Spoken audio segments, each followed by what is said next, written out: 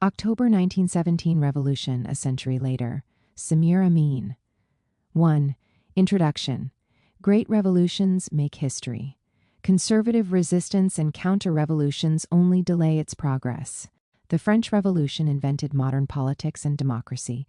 The Russian Revolution paved the way for the socialist transition.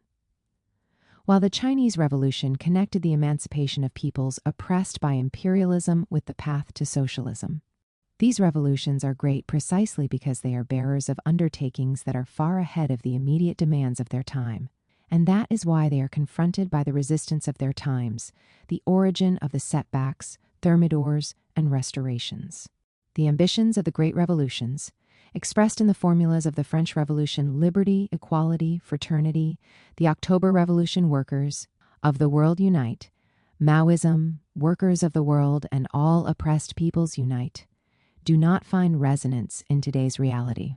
But they remain the beacons that illuminate the still unfinished struggles of the peoples for the realization of these goals. It is therefore impossible to understand the contemporary world without understanding these great revolutions. To commemorate these revolutions, one needs both to assess their ambitions. The utopia of today will be the reality of tomorrow, and to understand the reasons for their temporary setbacks.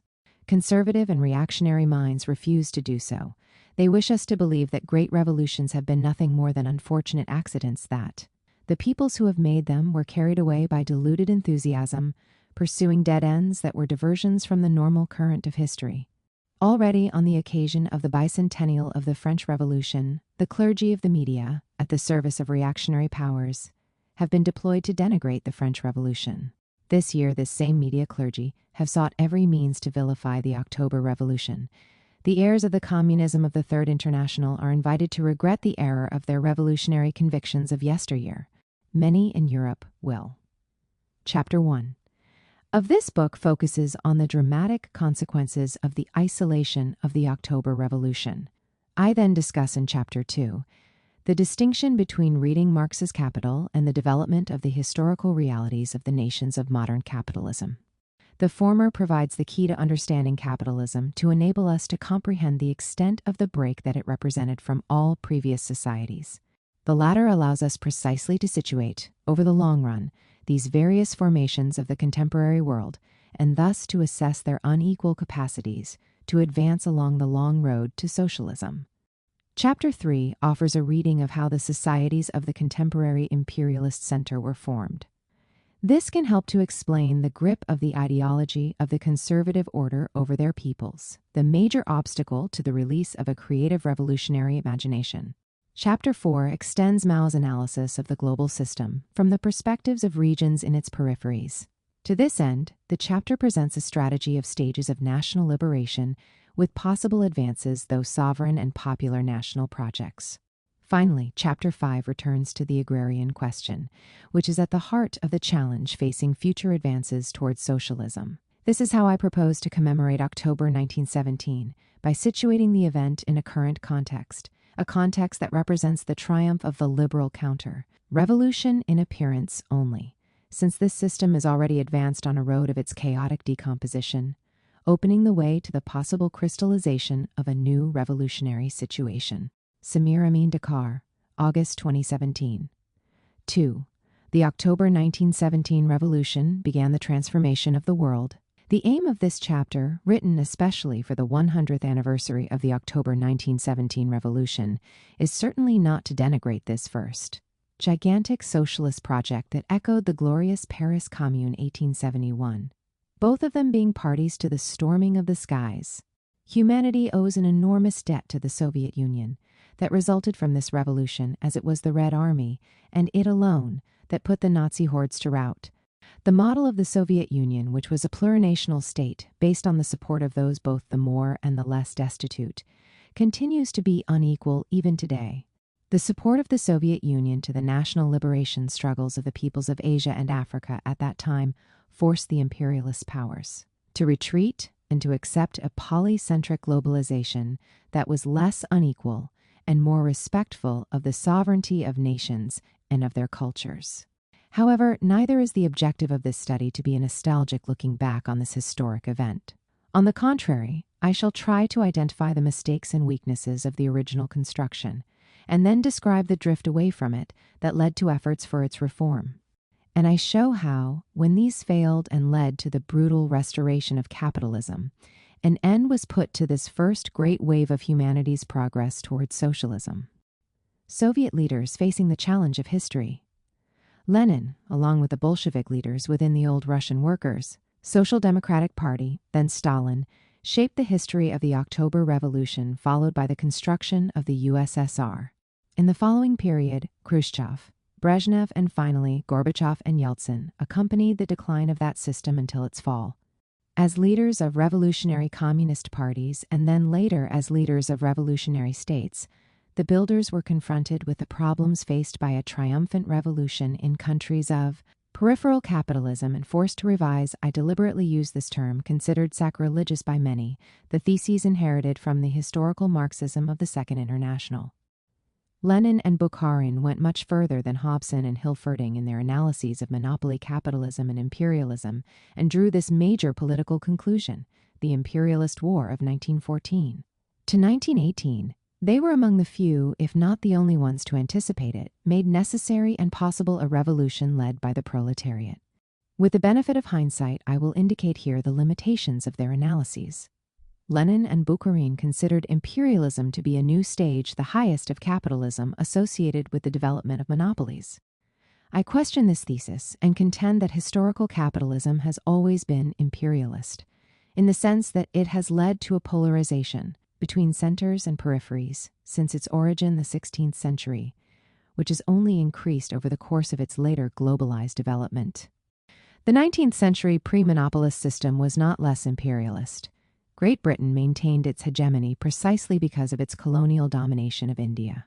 Lenin and Bukharin thought that the revolution begun in Russia, the weak link, would continue in the centers, Germany in particular. Their hope was based on an underestimate of the effects of imperialist polarization, which destroyed revolutionary prospects in the centers. Nevertheless, Lenin quickly learned the necessary historical lesson.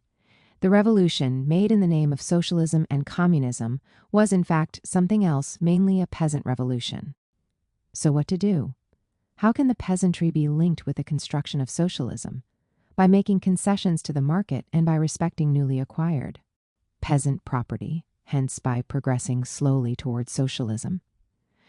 The NEP implemented this strategy, yes, but Lenin, Bukharin, and Stalin also understood that the imperialist powers would never accept the revolution or even the NEP. After the hot wars of intervention, the Cold War was to become permanent from 1920 to 1990. Soviet Russia, even though it was far from being able to construct socialism, was able to free itself from the straitjacket that imperialism always strives to impose on all peripheries of the world system that it dominates. In effect, Soviet Russia delinked.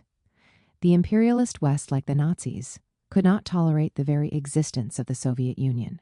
For their part, Lenin and Stalin did all they could to reassure the West that they did not intend to export their revolution. They sought peaceful coexistence through all the diplomatic channels available to them. Between the two world wars, Stalin tried desperately to ally the Western democracies against Nazism, but the Western powers did not respond to his invitation. On the contrary, they tried to push Hitlerian Germany into making war on the Soviet Union. This was evident from the tragic 1937 Munich Agreement to their refusal to accept the hand that Stalin held out to them. Fortunately, he managed to foil the strategy of the democratic powers by reaching a last-minute agreement with Germany just after the invasion of Poland. Later on, when the United States entered the war, Stalin renewed his attempts to base a durable alliance with Washington and London in the post-war period. He was never to give up. But again, the coexistence and peace policy pursued by the Soviet Union was defeated by the unilateral decision of Washington and London to end the wartime alliance by initiating the Cold War just after the Potsdam Agreement, when the United States had the monopoly of nuclear weapons. The United States and their subaltern allies in NATO systematically carried out their rollback policy from 1946 to 1990 and thereafter. NATO, presented to naive public opinion as a defensive measure against the aggressive intentions attributed to Moscow, revealed its true nature when it annexed Eastern Europe and when this aggressive organization carried out new missions in the Middle East, the Mediterranean, Caucasia, Southeast Asia, and then Ukraine. See Jeffrey Roberts, Stalin's Wars, From World War to Cold War, 1939 to 1953. So what to do now? Attempt to push for peaceful coexistence by making concessions if necessary and refraining from intervening too actively on the international stage? But at the same time, it was necessary to be armed to face new and unavoidable attacks. And that implied rapid industrialization, which, in turn, came into conflict with the interests of the peasantry and thus threatened to break the worker-peasant alliance, the foundation of the revolutionary state. Since 1947, the United States of America, the dominating imperialist power of that epoch, proclaimed the division of the world into two spheres, that of the free world and that of communist totalitarianism. The reality of the Third World was flagrantly ignored. It was felt privileged to belong to the free world, as it was non-communist. Freedom was considered as applying only to capital, with complete disregard for the realities of colonial and semi-colonial oppression. The following year, Zhdanov, in his famous report, In Fact, Stalin's, which led to the setting up of the common form and attenuated form of the Third International, also divided the world into two: the socialist sphere, the USSR and Eastern Europe, and the capitalist one, the rest of the world. The report ignored the contradictions within the capitalist sphere, which opposed the imperialist centers to the peoples and nations of the peripheries who were engaged in struggles for their liberation.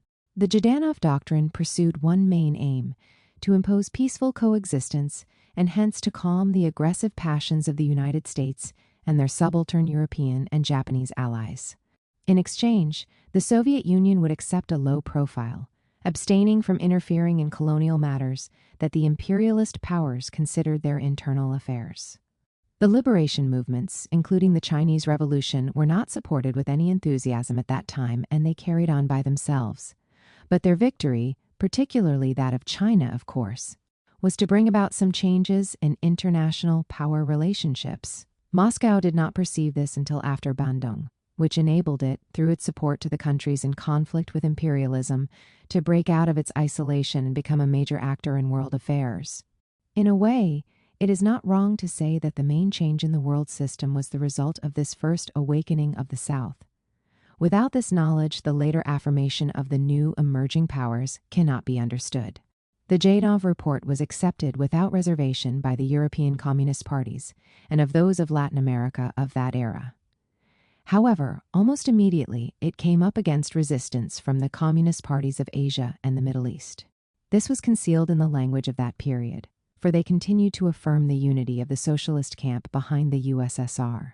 But as time went on, resistance became more overt with the development of their struggles for regaining independence, particularly after the victory of the Chinese Revolution in 1949.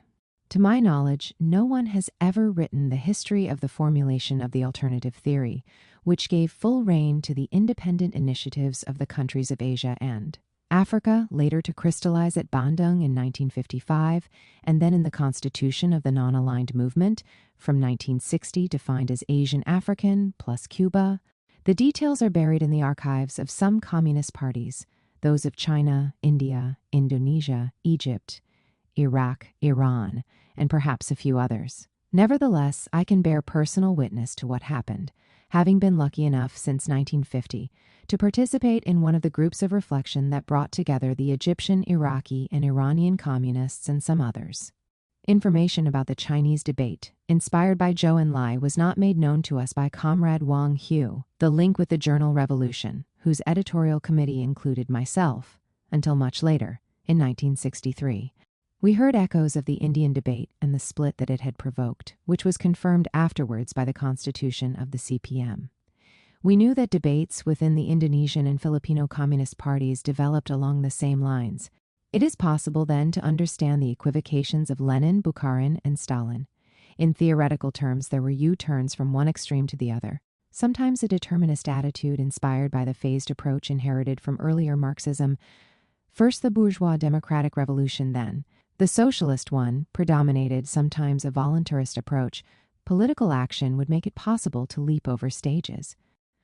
Finally, from 1930 to 1933, Stalin chose rapid industrialization and armament, and this choice was not without some connection to the rise of fascism. Collectivization was the price of that choice. Here again, we must beware of judging too quickly. All socialists of that period, and even more the capitalists, shared Kautsky's analyses on this point. Kautsky's Agrarian. Question. Published in 1889, was considered as the Bible on that issue by the Second International and even Lenin, and were persuaded that the future belonged to large-scale agriculture.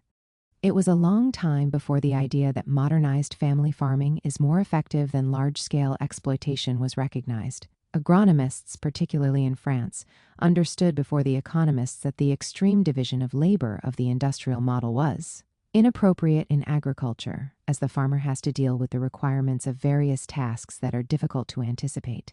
Anyway, the break in the worker-peasant alliance that this choice implied lay behind the abandonment of revolutionary democracy and the autocratic turn. The Chinese communists appeared later on the revolutionary stage. Mao was able to learn from Bolshevik equivocations. China was confronted with the same problems as Soviet Russia: revolution in a backward country, the necessity of including the peasantry in revolutionary transformation, and the hostility of the imperialist powers. But Mao was able to see more clearly than Lenin, Bukharin, and Stalin. Yes, the Chinese Revolution was anti-imperialist and peasant, anti-feudal, but it was not bourgeois democratic, it was popular democratic. The difference is important. The latter type of revolution requires maintaining the worker-peasant alliance over a long period. China was thus able to avoid the fatal error of forced collectivization and invent another way: make all agricultural land state property, give the peasantry equal access to use of this land, and renovate family agriculture. Mao provided a different response to the agrarian question, based on renewed small-scale family exploitation without private ownership, which reduced the migratory pressure towards the towns. This made it possible to associate the strategic aim of food sovereignty with the construction of a complete and modernized national industrial system. As for a general treatment of the agrarian question, see Chapter 5 of my book, Ending the Crisis of Capitalism, or Ending Capitalism. This formula is certainly the only possible response to the agrarian question in all the countries of the contemporary global South, although the political conditions required for implementing it have occurred only in China and Vietnam. 30 years of critique of Sovietism. Except for individuals with a natural disposition to prophesy, nobody can pretend not to have been somewhat taken aback by the sudden and total collapse of the political systems of Eastern Europe and the USSR. Now that the surprise factor is gone, it is useful to look back at the analyses of these systems that were produced some 30 years before the final fall. At the risk of sounding pretentious, I may say that since 1960, I have been part of a small current on the left that had broadly foreseen what came to a climax between 1989 and 1991. Of course, the collapse we thought highly likely was not the only possible outcome of the crisis of the Soviet system. I do not believe in any unfailing linear determinism in history. The contradictions running through every society always find their resolution in diverse responses according to their class content. It was always possible that the Soviet regime might fall to the right as happened, or evolve or fall to the left. The latter possibility has been ruled out for the immediate future, but remains on the agenda of history, not only because there is never an end to history, but also because I doubt that the right-wing solution in the making will stabilize the societies of the East, even in the medium term.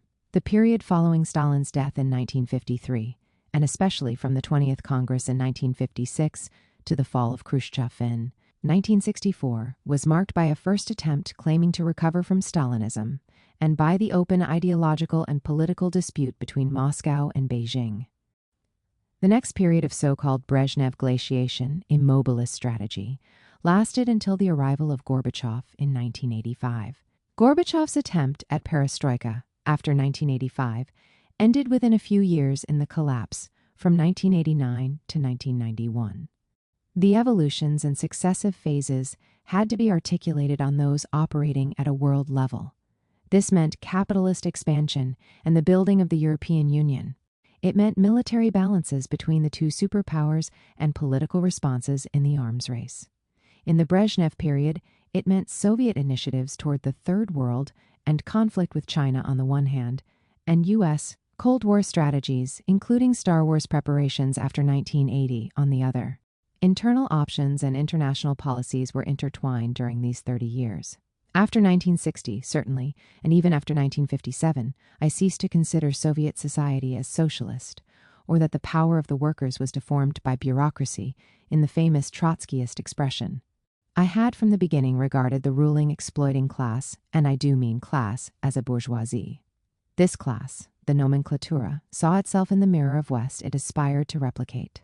This is what Mao had perfectly expressed when he was addressing cadres of the Chinese Communist Party in 1963.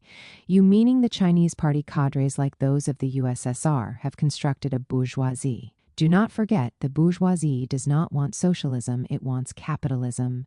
I drew the logical conclusions from this analysis of the party and the attitude of the masses toward the authorities. To me, it was obvious that the masses did not recognize themselves in the authorities, although they continued to proclaim themselves socialist, but they saw them rather as their true social adversaries, and rightly so. In these circumstances, the party was a long moldering corpse that had become an instrument of social control over the masses exercised by the exploiting ruling class.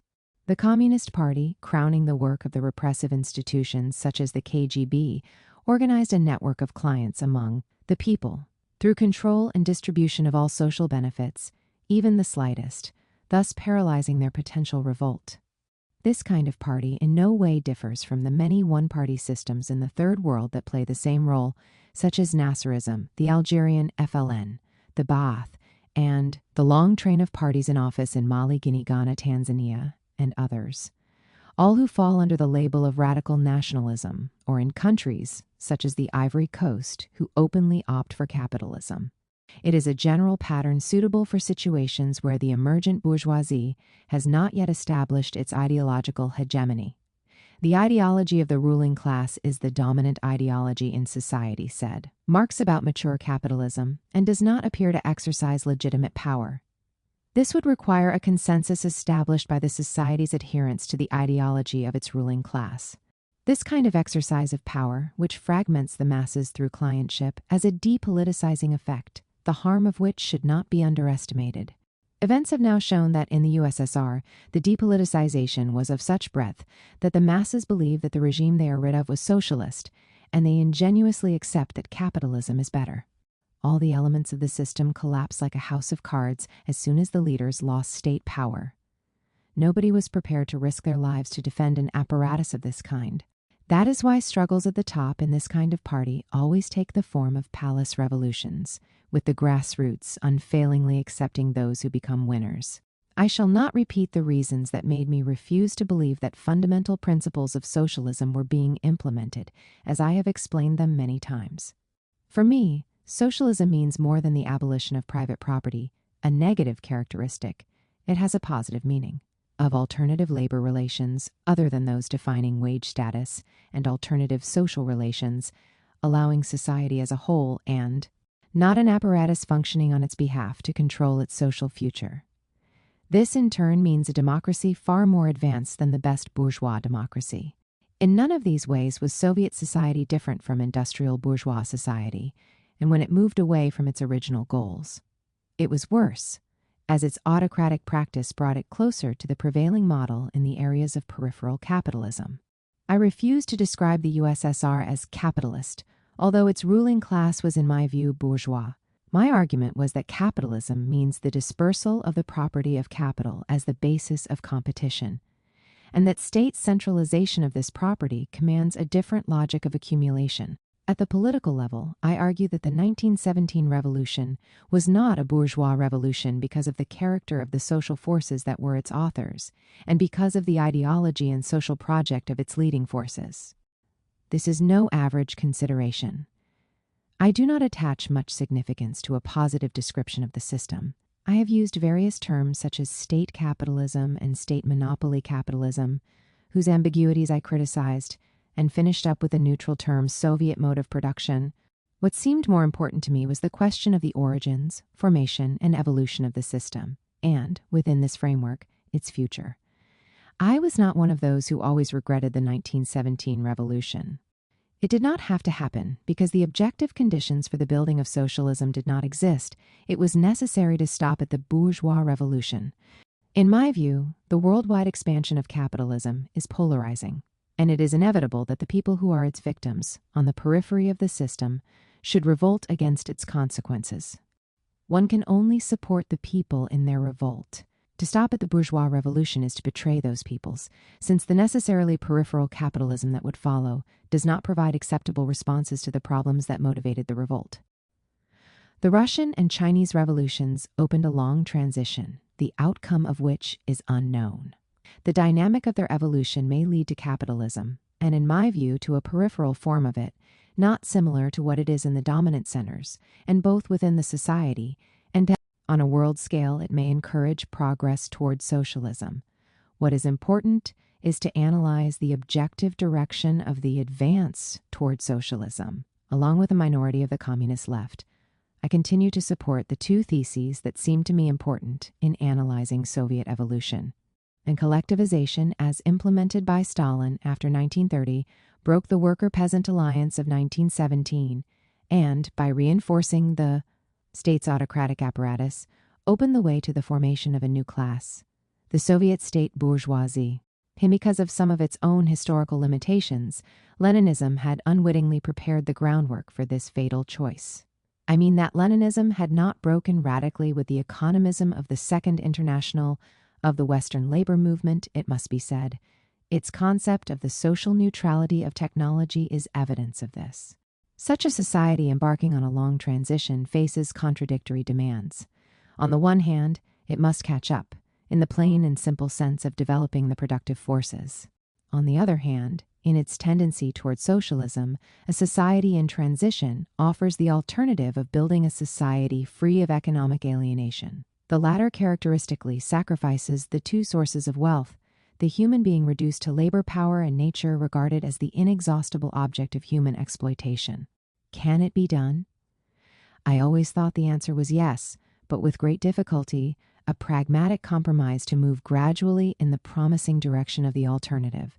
The economism of Leninism contained the seed of a choice that would gradually make the goal of catching up triumph over the goal of the alternative. My early adherence to Maoism and to the Cultural Revolution, which I do not repudiate, stems from this analysis.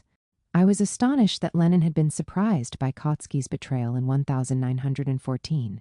I supported the thesis that Mao established a genuine return to a Marxism that had been distorted by the Western labor movement, and imperialism has its share of responsibility in this drift, even before it was distorted, as it still is, partly, by Leninism. Maoism offered a critique of Stalinism from the left, while Khrushchev made one from the right. Khrushchev was saying that insufficient concessions have been made to the economic constraints in the technological and scientific revolution, globalization, and the political implications of giving more authority to the enterprise directors, namely the Soviet bourgeoisie. Khrushchev was saying that in these circumstances we would catch up more quickly. Mao was saying that at every step the final goal must be remembered. This was the real meaning of putting politics in command, a meaning that has nothing to do with the facile accusation of voluntarism. To avoid losing sight of the final goal, Maoism insisted on equality between workers and peasants essential in China, but equally so in the Russia of 1930, in order to strengthen their alliance. I explained the goal in terms of what law of value to implement, to surrender to that governing worldwide. Capitalism and accept thereby peripheral capitalist development. 2. Envisage building an autocentric national economy, delinked from the world system, but analogous to that of advanced capital, the law of value governing the Soviet statist mode of production and creating a Soviet. National bourgeoisie, or 2. To establish relations between the masses based on the law of value of the socialist transition. Mao rightly believed, as later evolution in the USSR and China showed that the question should be handled at the level of power, challenged the monopoly of the Communist Party, crucible of the new bourgeoisie. Hence the big character poster launching the Cultural Revolution, bombard the headquarters of the Communist Party. Was he wrong to believe that it was the only way to increase workers' control over society and to drive the bureaucracy into retreat? He did not believe that concessions to market laws, more power to directors of enterprises, more competition among enterprises, would advance the people's social power. Was he wrong? I am not saying that concessions should not be made to the market. The new economic policy had done this successfully in its time. It had to be done, and more bravely than it was, but there were other conditions. Concessions had to be accompanied by political democratization. The genuine powers of the workers had to be strengthened in this democracy against those of the bourgeois technocrats. The market had to be incorporated into a state policy strongly based on the law of value of the transition to socialism. The Yugoslavs tried badly and too timidly. Too great an opening was made to the exterior. The concessions were too great, worsening internal. Tendencies to inequality between the republics in the name of competitiveness and excessive decentralization left the self-managed collectives in a situation of mutual competition. In the USSR, nothing had been done in this direction. The central issue concerning the Soviet mode of production was whether it was an unstable solution, characteristic of a transitional period that was evolving toward capitalism or socialism, or a new and stable mode that, despite its faults, indicated the future of other normal capitalist societies. I offer a self-criticism on this point. I thought at one time, from 1975 to 1985, that the Soviet mode was a stable and advanced form of what the normal tendency of capital should engender elsewhere, by the very act of centralization of capital, leading from private monopoly to state monopoly. There were signs of this at the time. I am not referring to the apparent stability of Brezhnev's USSR. I am referring rather to the earlier theoreticians Bukharin's theory on state monopoly capitalism, or to propositions of the time, the convergence of systems that Jan Tinbergen detected, bringing together not only the USSR and the advanced West, but also the positions taken by the left-wing social democracies in Sweden, for example, with the plan for trade unions to buy up industry and Eurocommunism. It seemed that statist centralization of capital, by suppressing competition and the opacity of the market, produced similarity in the prices charged by the monopolies and those charged by Gosplan. This parallel evolution inaugurated a return to the dominance of ideology. This ideology was not a return to the metaphysical religions of the tributary age, but the ideology of triumphant commoditization. There was the strong image of George Orwell's 1984, to whose revived reputation I contributed at the time, and the analysis of the monolithic consensus in the supposedly liberal and democratic societies of the West in Herbert Marcuse's One-Dimensional Man that reminded me of my reading of Karl Polanyi. Why couldn't the statist mode be the highest form of capitalism? The Soviet mode foretold a grim future, despite its primitive shape. How happy Stalin would have been to have the CNN rather than the newspaper Pravda to mold a monolithic public opinion, as was done during the Gulf War. I added the observation that in the bourgeois revolution, the struggle of the peasants against the feudalists did not end in the victory of the oppressed, but in the rise of a third party, the bourgeoisie. Why should the battle of the workers or wage earners against the capitalists not become the business of the new class? Events proved me wrong. The Soviet regime proved to be unstable, and the offensive of the worldwide right from 1980 was in the opposite direction. Deregulation and privatization had their heyday. I return to my self-criticism with a subtle distinction. Never mind that the Soviet model was incapable of becoming a definite alternative to be gradually copied by others. Events have shown that it was not. This may reflect only its own weaknesses. It does not mean that in other parts of the developed world, once the recent wave of liberal utopia is over, evolution may not follow a path mapped out by the old USSR. An assessment is needed of the Soviet cycle now that it is completed. It is not positive overall or negative. The USSR and subsequently China and even the countries of Eastern Europe has built modern autocentric economies such as no country of peripheral capitalism has succeeded in doing. According to my analysis, this is because the Soviet bourgeoisie was produced by a popular, national, and so-called socialist revolution, whereas the bourgeoisies of the Third World established in the wake of the worldwide expansion of capitalism are generally of a comprador nature. It is important to recall the exceptional nature of the construction of the Soviet Union, initiated by Lenin and completed by Stalin. Lenin, the international communist, could not imagine anything but a union of nations working together on an equal basis to construct a common socialism.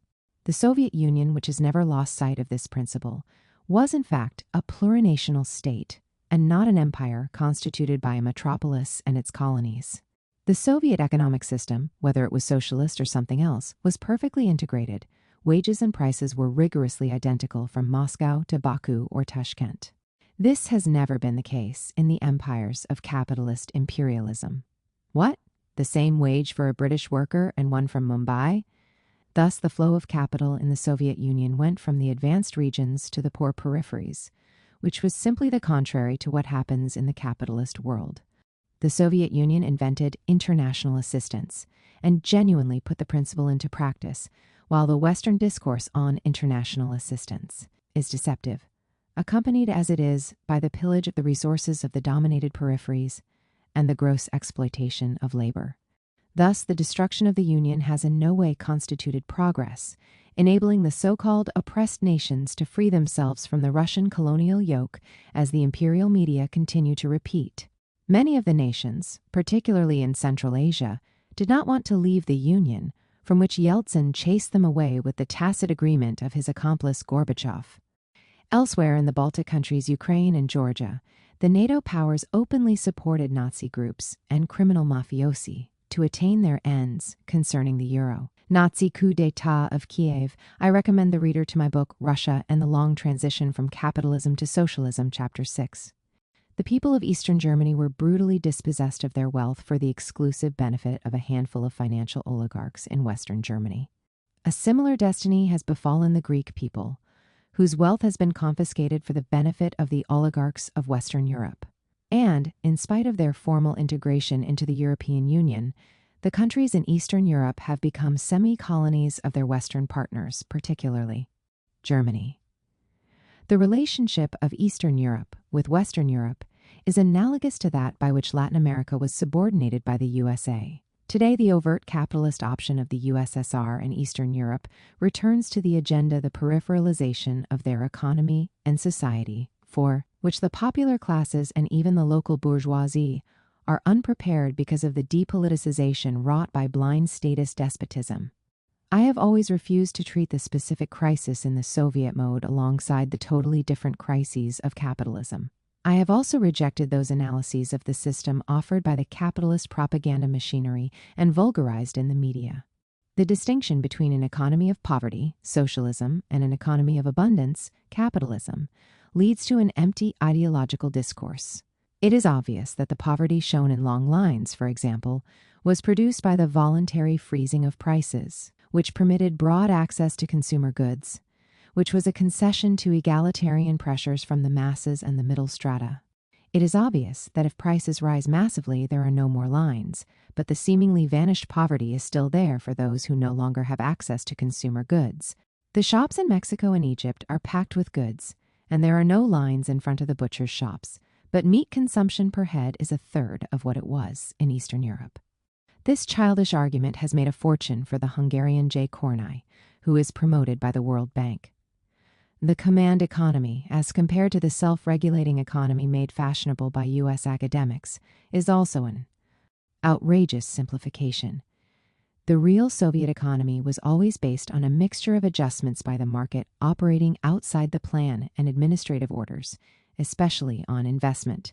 The market idealized by the prevailing liberal ideology has never been self-regulating beyond the constraints of the social system where it operates and the state policies that determine its framework.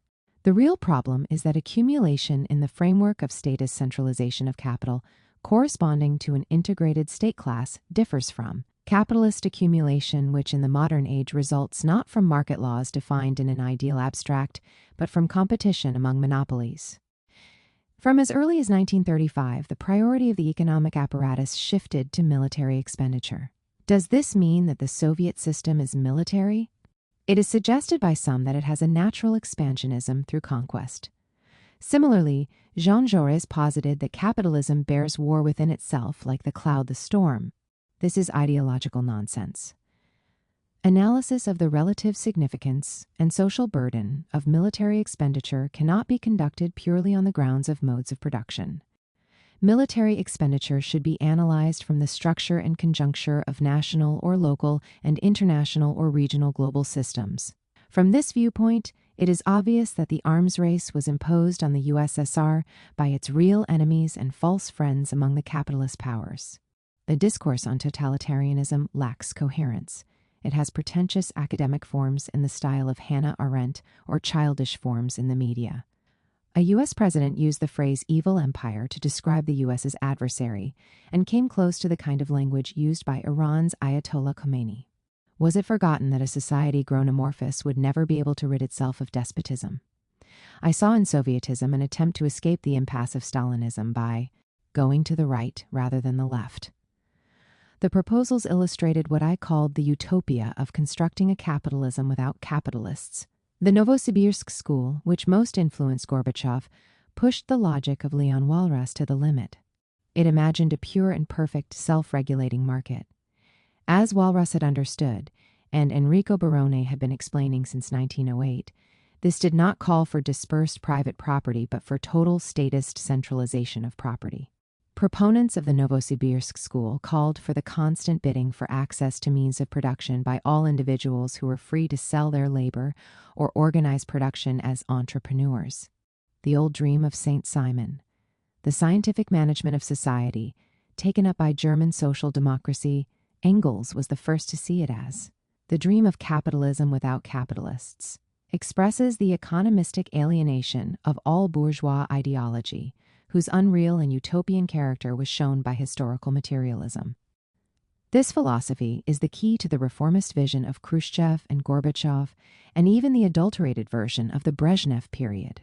History has shown that these concepts were untenable, and that the drift to the right would reach its goal in the transformation of the Soviet bourgeoisie into a normal private property-owning bourgeoisie.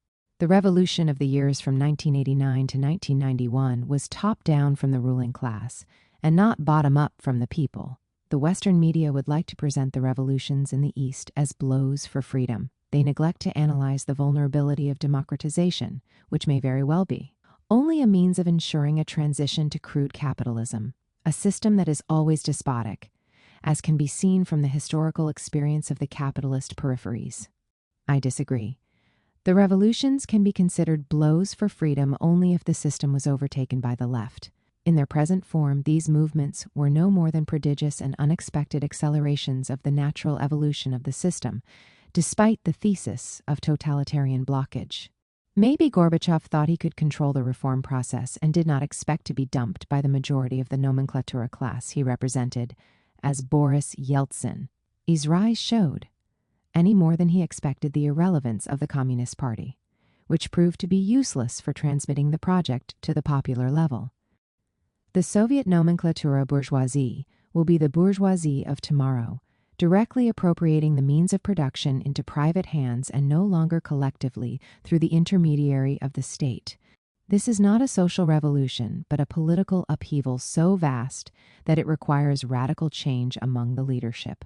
It was difficult to avoid the sudden political fragmentation of the former nomenclatura and the manipulation of the national aspirations of the peoples of the former Soviet Union. This is, of course, the business of the Western powers. They will easily take advantage of the situation through the blackmail of financial aid. They will push the frontiers of Russia back to those of 16th century Muscovy and demolish any hope for the country to be a significant competitor on the world scene. The new oligarchy that was established by Yeltsin and Gorbachev controls Russia's productive system, proceeds towards the same transformation of a capitalism of contemporary monopolies, which has enabled the economic and political powers to be taken over by the oligarchies that govern alone in the United States, Western Europe, and Japan. But while they disposed of states that are at their exclusive service, the power of the oligarchies outside the imperialist triad are only accepted and supported by Washington to the extent that they agree to fulfill their functions of transmission belts for foreign imperialist domination. The Cold War continues in spite of the restoration of capitalism in Russia, the only reason being that the Russian state, having been taken in hand by Putin, does not accept the status of the dominated power that the United States succeeded in imposing on it during the years of the Yeltsin presidency. And that has happened in spite of the fact that Russia's economic system remains to this day dominated by an oligarchy that would accept without much resistance the status of a dominant comprador class subjected to the requirements of the existing imperialist globalization. The conflict between this class and the ambitions of Putin to reconstruct an independent form of state capitalism is thus bound to increase. From the pursuit of the Cold War against Russia, it should be understood that the aim of Washington and its subaltern allies in Europe is quite simply to impose on the whole world, and for the exclusive benefit of the USA, Western Europe, Japan, the status of dominated periphery. For the USSR, as for any other historical society, the external political options were closely linked to the demands of the internal social dynamic. Not for a moment since 1917 have the fascist and democratic Western powers abandoned the idea of defeating the Soviet Union. Despite the USSR's decisive role in defeating the Axis powers, it emerged exhausted from World War II and was threatened by the United States' nuclear monopoly. The Yalta Agreements were not a division of the world between victorious imperialisms, but a minimum guarantee the Soviet Union had won for its own security. The Soviet Union, like China, Vietnam, or Cuba, has never sought to export revolution, but has, on the contrary, always practiced prudent diplomacy, with the primary purpose of defending its own state. All the revolutions were conducted virtually against the will of Big Brother, China against the advice of Moscow, and Vietnam and Cuba acting on their own. This fact never shocked me, and I tried to fathom the reasons, without accepting that revolutionaries must submit to the dictates of the Soviet Union. Revolutionaries should rather go further and be self-reliant. Successful revolutionaries have done this, as seen in China, Vietnam, Cuba. The Second Cold War, after that of the interwar period, was Washington's initiative after 1947. The USSR stuck rigidly to the division at Yalta, hence its attitude to the revolution in Greece, and never in its history did it nurture a project to invade Western Europe. Talk of Soviet bellicosity is pure Western propaganda. The Zhdanov doctrine of a world divided into two camps was characteristically defensive, justifying the non-intervention of the USSR beyond the Yalta boundaries and inaugurated a period of Western isolation of the USSR and of China after 1949. The Atlantic powers never once ceased interfering in the Third World with colonial wars, Israeli aggression, and so on.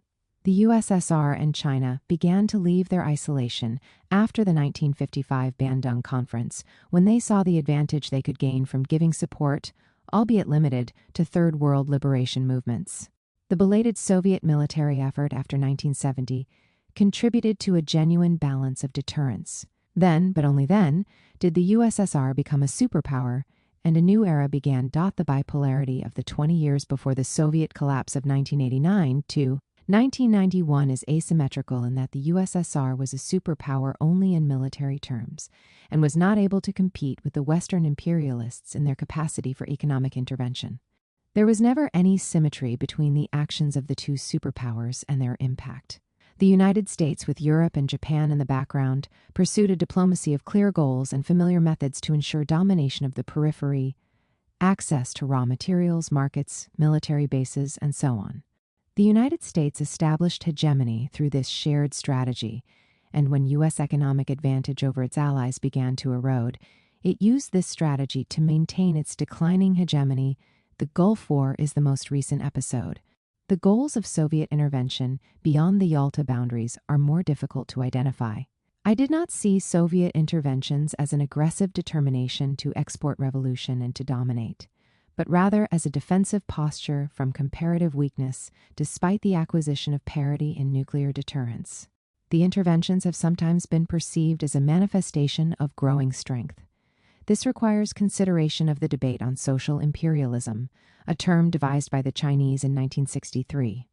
It was a plan for a social compromise between the Soviet bourgeoisie and its people, a revisionist compromise. It was, after all, similar to the social democratic compromise in the West, and would have allowed external expansion similar to the colonial expansion supported by the imperialist consensus in the West.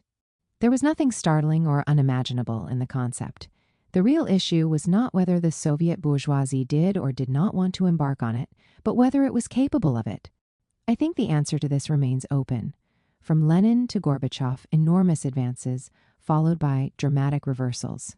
Progress on the long road to socialism involves the implementation of a planning that gradually substitutes the management of the private economy by the market. The new social ownership of the means of production makes this necessary. This declaration of principle, of course, does not solve the question of what forms of planning are appropriate, forms meeting the requirements of that particular stage on that long road. These will be very different if the departure point is that of the advanced capitalist economy, on the hypothesis of a revolutionary advance in the United States, or in Western Europe, of that of an economy that is peripheral in the world system, as were those in Russia and China. But whatever the case, I do not think it is possible to imagine in advance a plan that is technically perfect, one that is immediately more effective than the private management of the markets, and, on top of that, that enables socialization. The transition will take a long, perhaps a very long time, even a century. This is because the new society being constructed will emerge from the putrid entrails of capitalism, as Marx had already understood and proclaimed. Moreover, in this gradual advance in social planning, and not just economic, each phase must facilitate the progressive socialization of economic management, that is to say, reinforce, without any interruption, its control by the workers themselves with their power, taking over that of the capitalist entrepreneurs. Here again, there is no ready-made formula for this fundamental requirement. The direct intervention of the workers at all levels, from the factory to the national, has to be invented by political action as it goes along. Neither the self-management of the enterprise nor the authoritarian planning of the national state are sufficient responses to the challenge, even though elements of both will be part of the system set up to move along the road to socialism. As things stand at present, the inescapable departure point is the nationalization, state control of the ownership of the main means of production. But this negative definition, abolition of private property, is the only condition that will enable the gradual socialization of the new ownership by the workers. For example, I myself have proposed the concrete forms that the beginning of this socialization could take in an advanced modern industrial economy, and describe these forms for an institutionalization of a social regulation of the market. See my book, The Implosion of Contemporary Capitalism, pp. 123 to 128. The criterion for assessing any socialist planning, at each stage of its development, must be, does it advance the socialization of the management of economic, social, and political life? Soviet or Chinese planning must be measured in light of this criterion. In fact, the principle of planning was proclaimed by Lenin immediately after the October Revolution, and the Gosplan was created in 1921. However, its implementation was delayed by the NEP, in which agriculture was largely controlled by the better-off peasants' kulaks to enable the acceleration of the necessary development of industry. Genuine Soviet planning thus only got going with the collectivization that put an end to the NEP. That is, the first 5-year plan, 1929 to 1933. I shall not elaborate more on what I have already written above about. 1. The objectives of this planning described as Stalinist, in other words, the prodigiously rapid industrialization, the priority given to heavy industry, and the modernization of armaments. 2. The economic strategy implemented to service this, in other words, the transfer of the agricultural surplus, and sometimes more than this, to benefit an extensive industrial accumulation based on the transfer of large sections of the rural population to constitute an urban working class. 3. The form of this centralized planning, managed authoritatively by the state alone. The extent to which this adventure can be described as socialist is arguable. There was no alternative to the choice of its objectives if one had to imagine what forms of implementation that would make it possible to advance its socialized management. It was the success of this option that turned the Soviet Union into a new great industrial and military power in 1941, and thus enabled the Red Army, alone, to defeat the Nazis. The victory was in fact won by this army on its own. The support that the West claimed to have provided was limited to a few insignificant deliveries. And the objective of the military support of the United States and Great Britain, the second front that was initiated by the Normandy landing in 1944, was to prevent the Soviet Union from liberating the whole of Europe by itself. This is not to deny the admirable courage of the British people, who were the only ones not to capitulate in 1940, nor the courage of the peoples of Yugoslavia and Greece, who confronted the Nazi invasion by a continual war of liberation. But it does question recognition of the role of the United States, that only became mobilized when Nazism was already on the way to being defeated. The alternative to Stalinism was proposed by Trotsky, as from 1927 to 1930, would it have been able to do better? Certainly not, on the contrary. The choices that Trotsky would have made if he had been in charge of the party and the state, which, in my view, was fortunately excluded, would have led the Soviet Union to certain defeat and enabled the success of the Nazi project. Trotsky cherished the myth of a revolutionary European working class, and particularly a German one. He had not learnt the lesson of the failure of the German Revolution. In 1919 to 1921, socialism had to progress in only one country, isolated and fought by all the Western powers, as Lenin and Stalin had then understood. Trotsky's projects are now known, having been established not only from the Soviet archives but also from those of Nazi Germany and conservative Great Britain. Gover Fur has provided the proof in minute detail. See Trotsky's Amalgams. Trotsky preached revolutionary defeatism, as it could be envisaged in 1914. The defeat of the Red Army would, according to him, have triggered a German anti-Nazi revolution. It was easy for Trotsky in exile as from 1927, and no longer with any responsibilities on the Soviet ship, to repeat untiringly the sacred principles of socialism. From the beginning, the Fourth International succumbed to the myth of the world revolution that would be set on the right path by the working classes of the developed capitalist countries. This discourse could be convenient for certain academic Marxists who could afford the luxury of proclaiming their attachment to principles without worrying about being effective in transforming reality. For this reason, the Fourth International never left its intellectual ghetto. Of course, there were some great exceptions of Marxist intellectuals who, without having responsibilities in running revolutionary parties, still less the state, like Baran, Sweezy, Hobsbawm, and others, nevertheless attentively studied the challenges that the historic socialisms had to confront. Following this same method in the post-war period made it possible to reconstruct in record time a country that had been ravaged like none other, and even to modernize its military arsenal, nuclear arms, and rockets, preparing the success of Sputnik. But at the same time, these planning methods lost their effectiveness as the economy became more complex. The aims of the Stalinist plan were drawn up in a very rudimentary way: tons of steel, rails, cement, square, meters of housing, tons of wheat, meters of fabric, etc., which were then proved insufficient to meet a diversified demand. There are two ways to respond to such a challenge. One consists of giving market mechanisms their place, but that does not mean associating them with private property. It is therefore necessary to know how the markets involved in the general plan are controlled, and at the same time be concerned to reinforce the socialization of the management of the economy. This is indeed a highly delicate affair, as the experience of the Chinese who chose this method bears witness, because the drift towards the emergence of private capitalist forms is always present. The other way is based on the idea that a good centralized planning could forecast in detail in advance, using the most sophisticated means of modern information technology and extremely diverse demand, even if, obviously, it means correcting the mistakes that are inevitable in all human activities. Is a question of a techno-mathematical ideal that is not altogether new. Remember how the scholars in St. Simon's government were imagining this, but in my view it does not take into account how society really functions.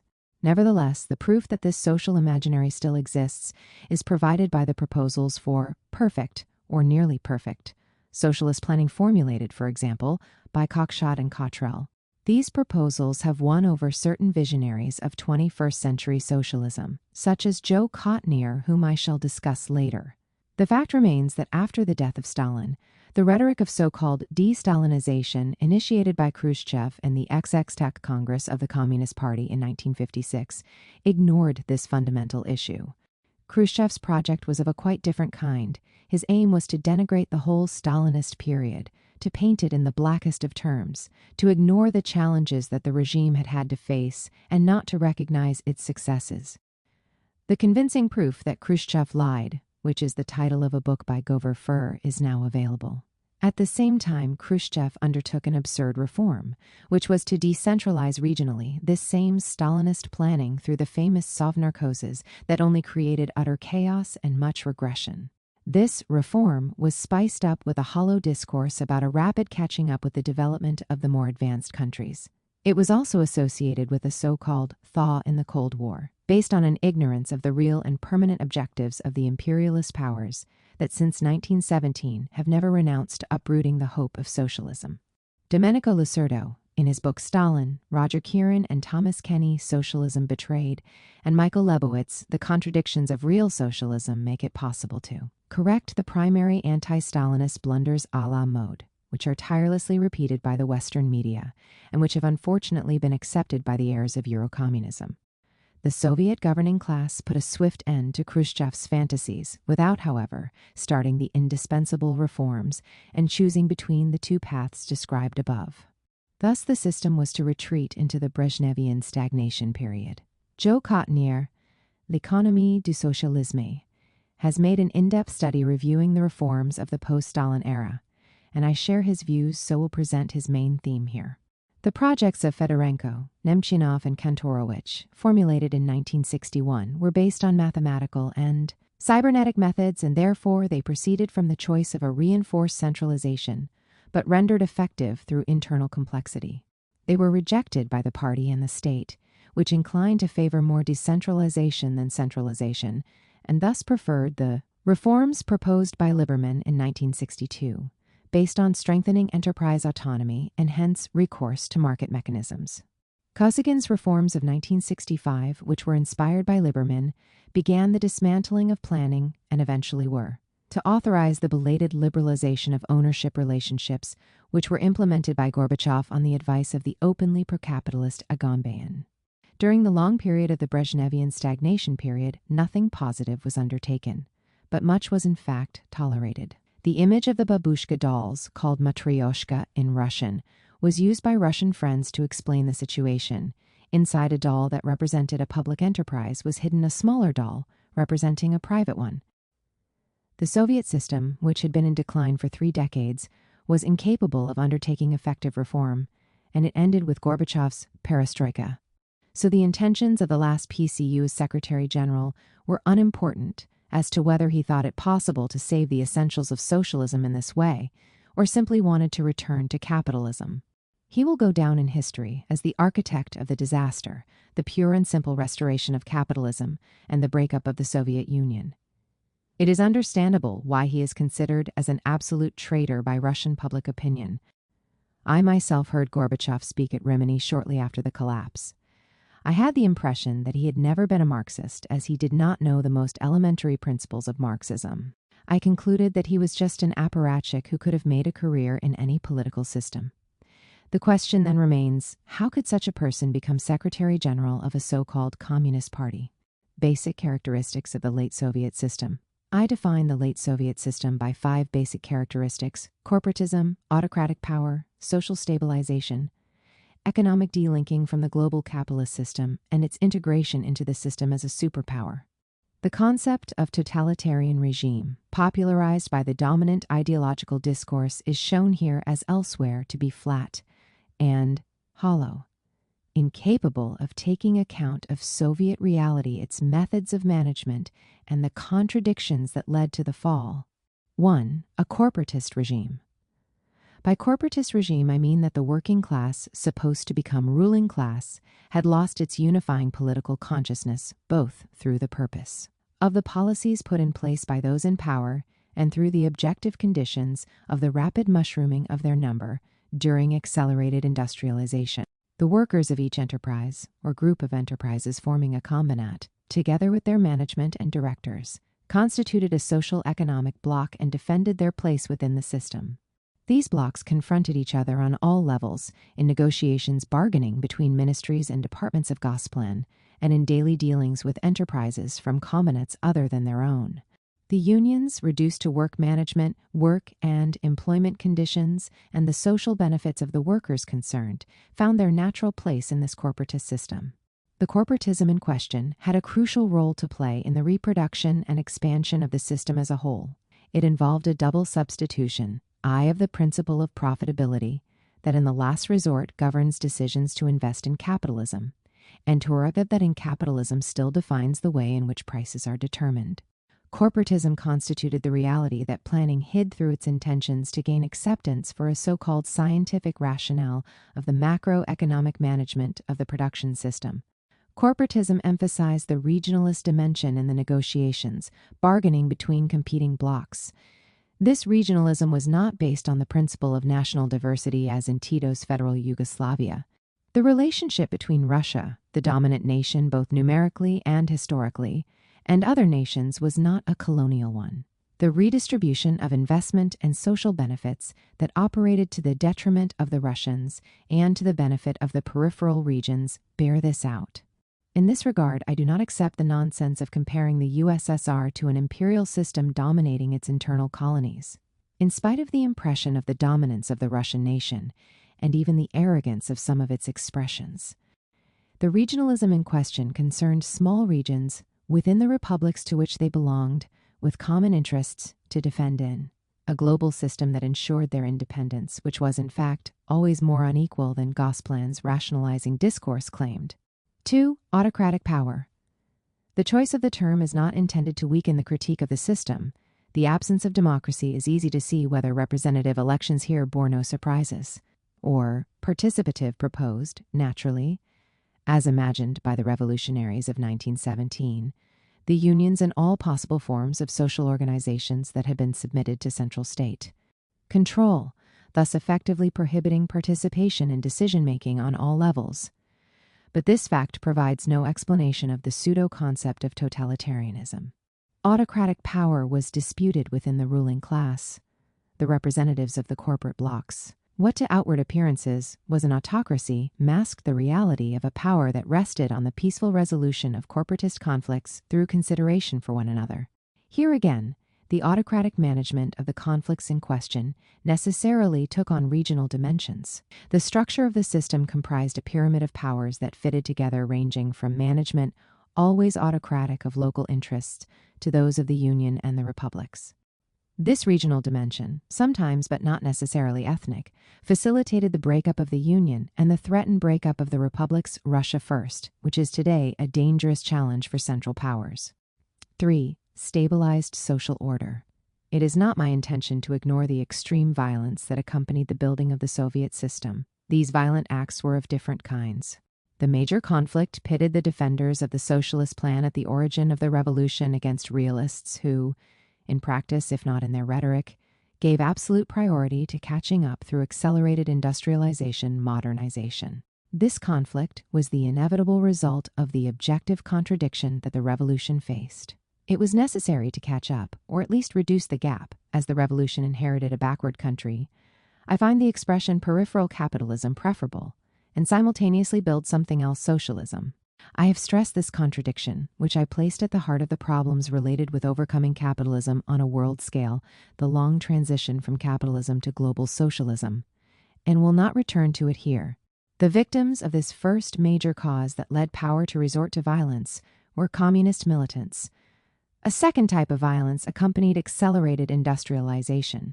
Some aspects of this type of violence can be compared to the type of violence that accompanied the construction of capitalism in the West, the massive migration from the countryside to the towns, and the wretched circumstances associated with proletarianization, overcrowded accommodation, etc. The fact remains that the USSR carried out this construction in record time, a few decades, compared with the entire century it took in central capitalist countries.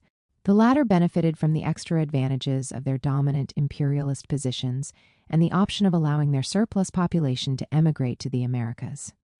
The violence of the primitive accumulation in the USSR is, in this respect, no more tragic than it was elsewhere.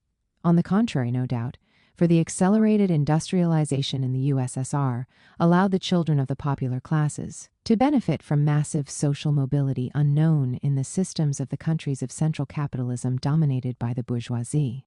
In spite of everything else, it is this specificity, inherited from original socialist intentions, that won the majority of the working classes and even collectivized peasantry over to the system, even if autocratic.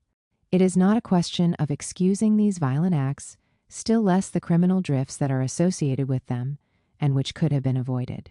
Nevertheless, it is important to compare them with the violent acts associated with capitalist accumulation. The latter have been responsible for the genocide of the American Indians, the slave trade, the colonial massacres, conquering soldiers celebrating by exhibiting the severed heads of those who resisted them.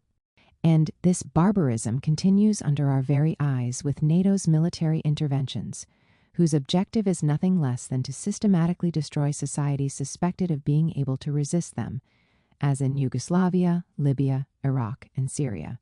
The victims of capitalist barbarism can be counted in hundreds of millions.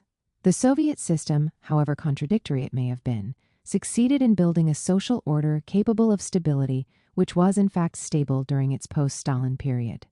Social peace was bought by moderation in the exercise of power, although still autocratic, the improvement of material conditions and tolerance of illegal discrepancies.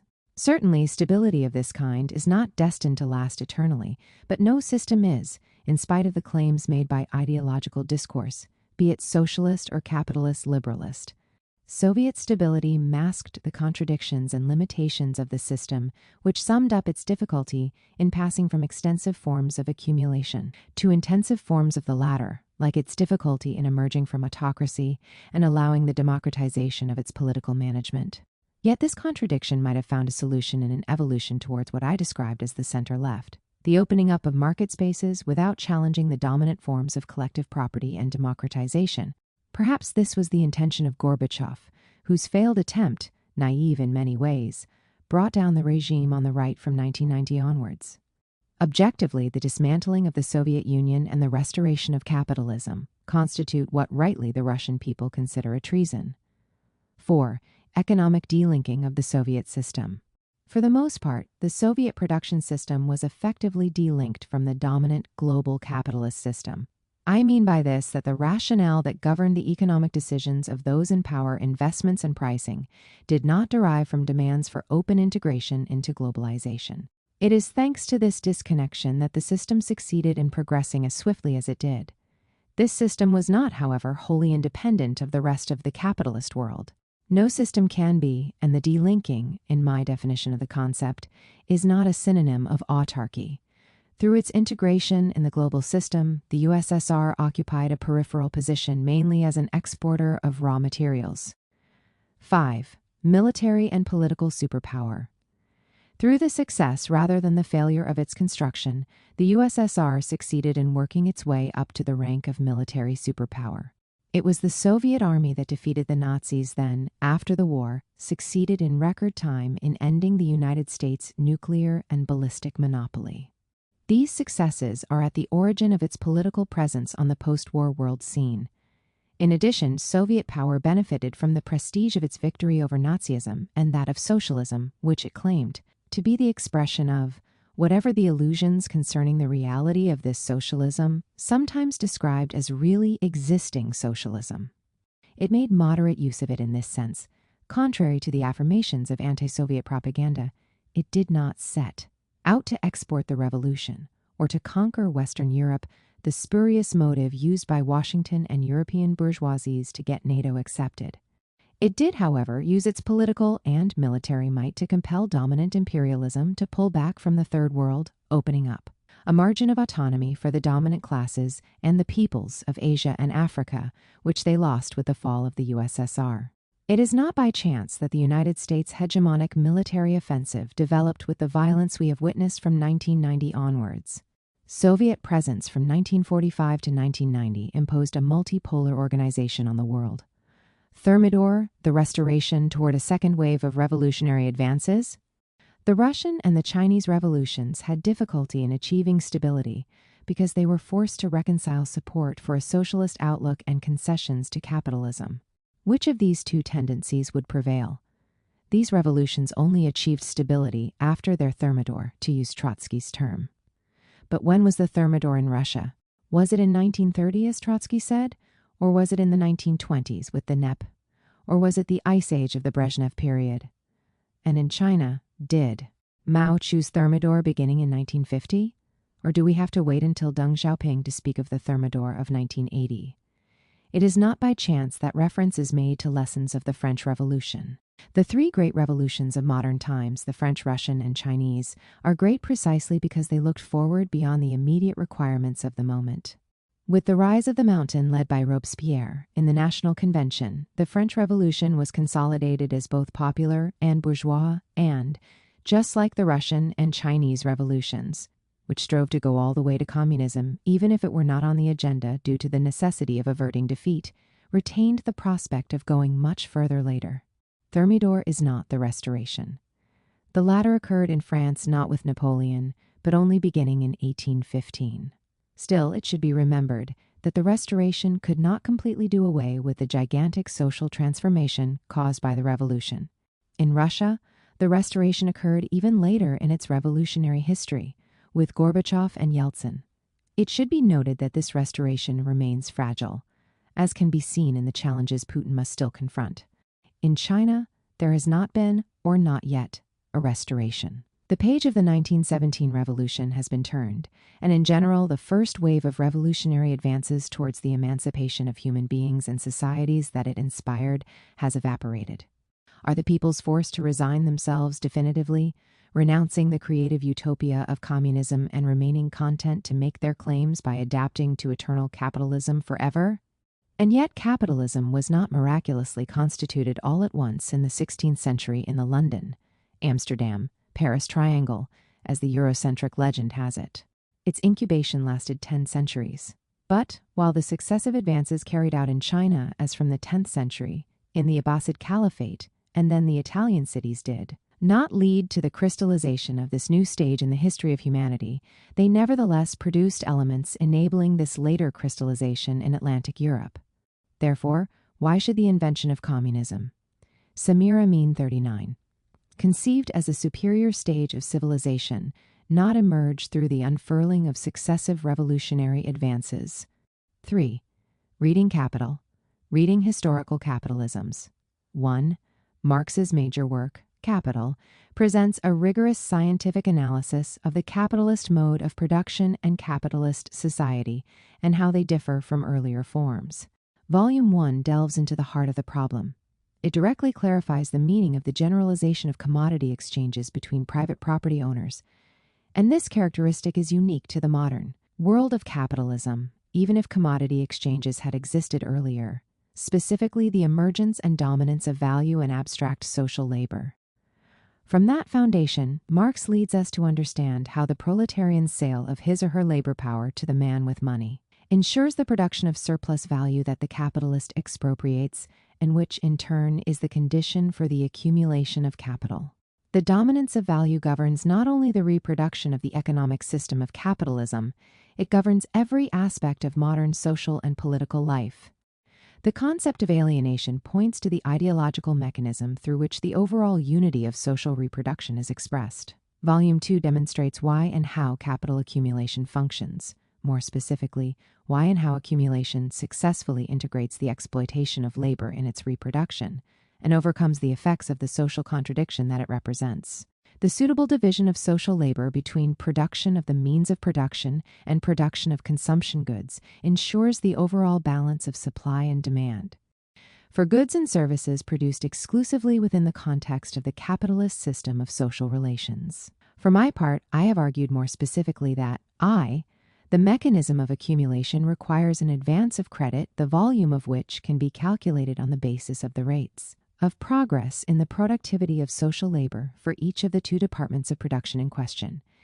And that was my response to Rosa Luxemburg's poorly posed question concerning the realization of surplus value. The realization of a dynamic balance of growth requires that the real wage, the value of labor power itself, increase at a rate that can be calculated. On the basis of growth in productivity and consequently, the model presented in Volume 2 does not allow us to say anything about the tendency of the rate of profit.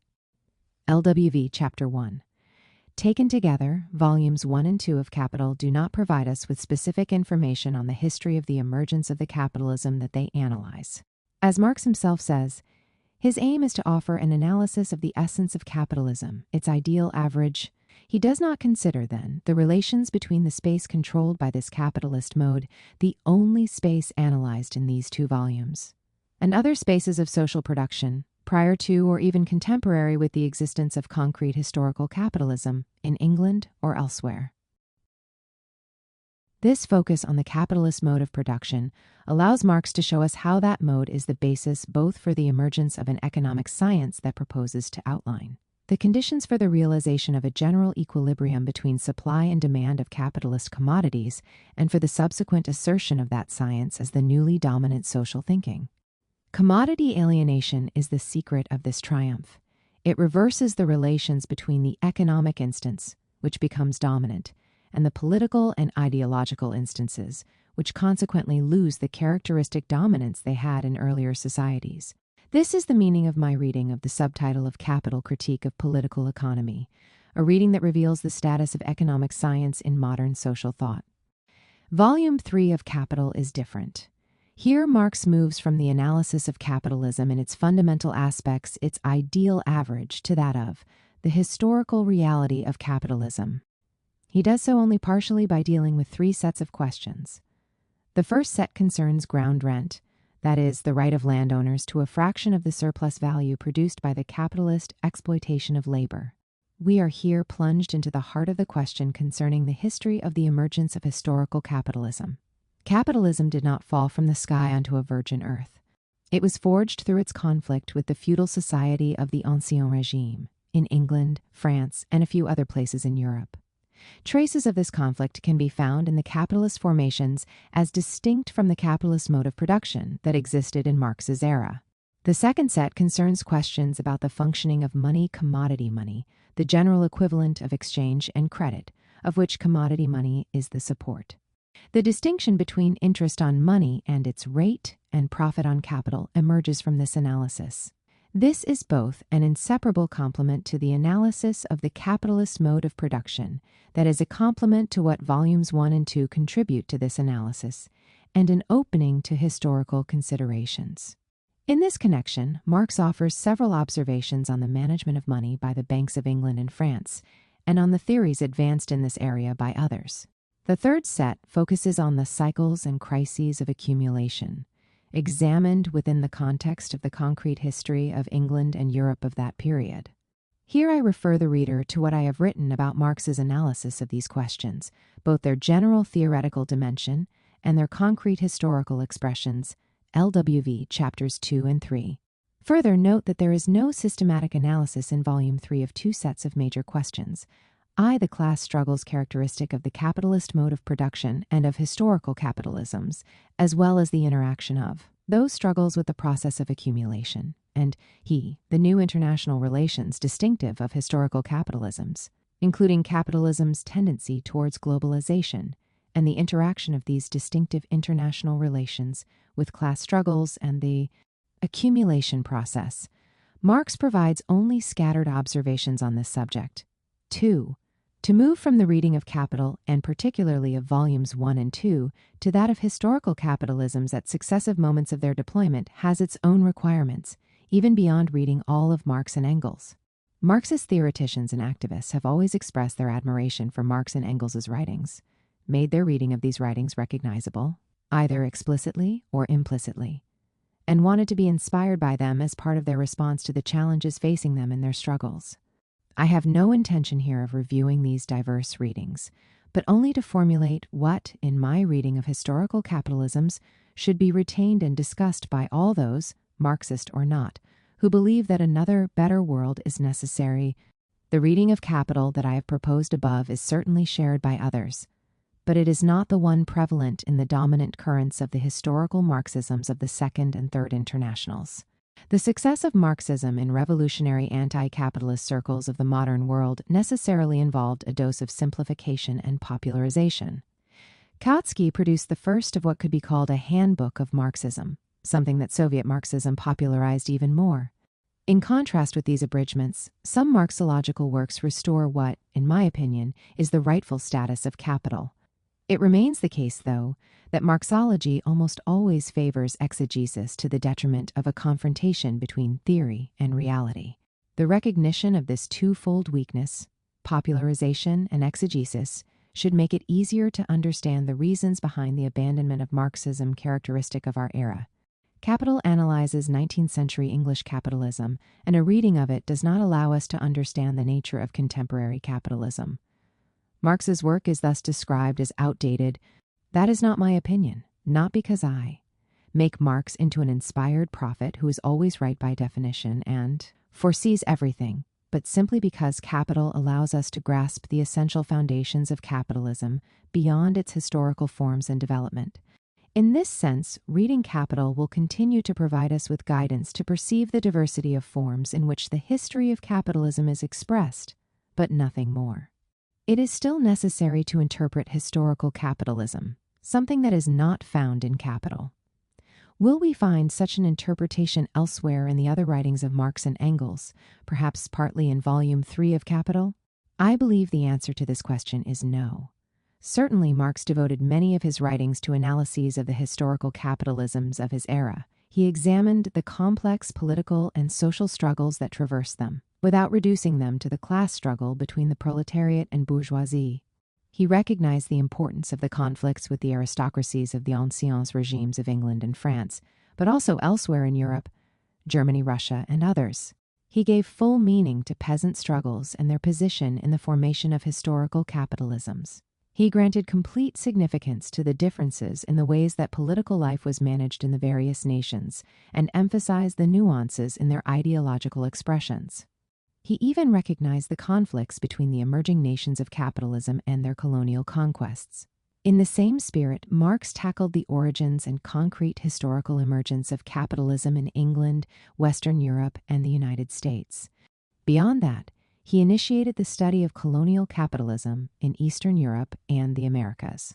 It is precisely because he had understood better than anyone what defines the nature of capitalism, volumes 1 and 2 of Capital, that he was able to grasp the significance of changes in earlier societies, those that allowed the emergence of historical capitalism in some places and did not allow it in others.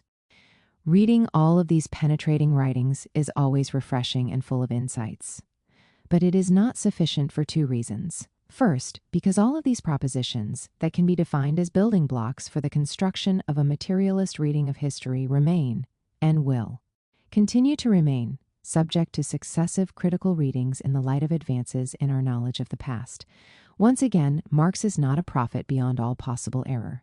The second reason is even more important. Historical capitalism has continually developed and been transformed beyond Marx. The new is not written in Marx, it must be discovered. I am certainly not the first or the only one to have adopted this approach to pursuing the work begun by Marx. The Social Democrats, Lenin, Mao, and many Marxist theoreticians like Baran or Sweezy have shared this approach. I will not mention here non-Marxist or even anti-Marxist theoreticians who also have been devoted to the objective of analyzing contemporary reality, whether or not they describe it as capitalist. Once again, I will not review these various interpretations of the contemporary world, but will only express my point of view on the question. The preceding analysis should allow the reader to place my reading of historical capitalism in relation to Marx and historical Marxisms.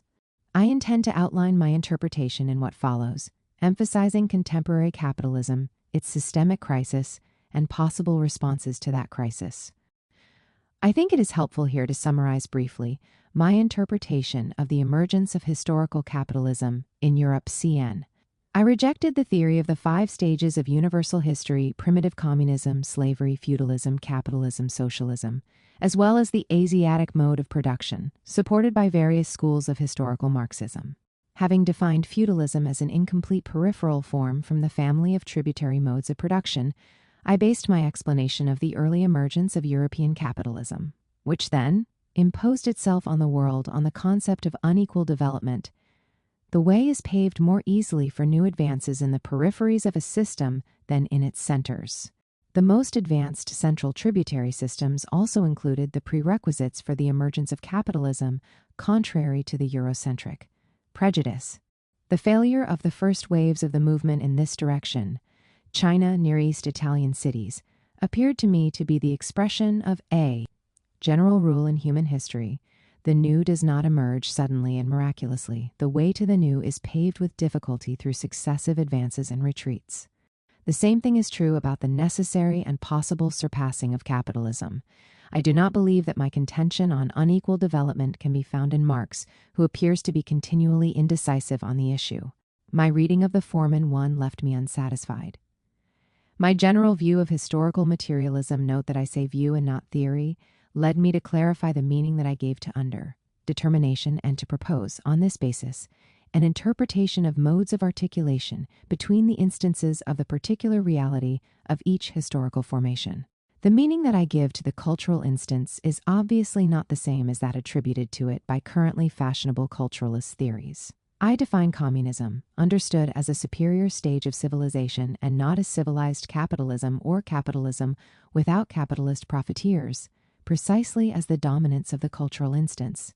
The titles of the chapters in Spectres of Capitalism, a critique of current intellectual fashions, demonstrate my intentions. Here I can only refer the reader to these analyses, SC chapters 3, 4, 5. 2. The globalized expansion of capitalism has always been polarizing at each stage of its development, in the sense that it has continually constructed the opposition between dominant imperialist centers and dominated peripheries. Primitive accumulation is continual. The dominant social thinking, which acts as an apologist for capitalism, is forced to ignore this reality so that it can promise to the peoples of the peripheries an impossible catching up in and by means of capitalism. The currently fashionable thinking today has fostered the strong resurgence of this fatal illusion. Imperialism, which the currents of contemporary postmodernism claim is in the process of disappearing, is supposedly only a parenthesis in history, one that undertakes the real and homogenizing globalization of the advanced capitalist model.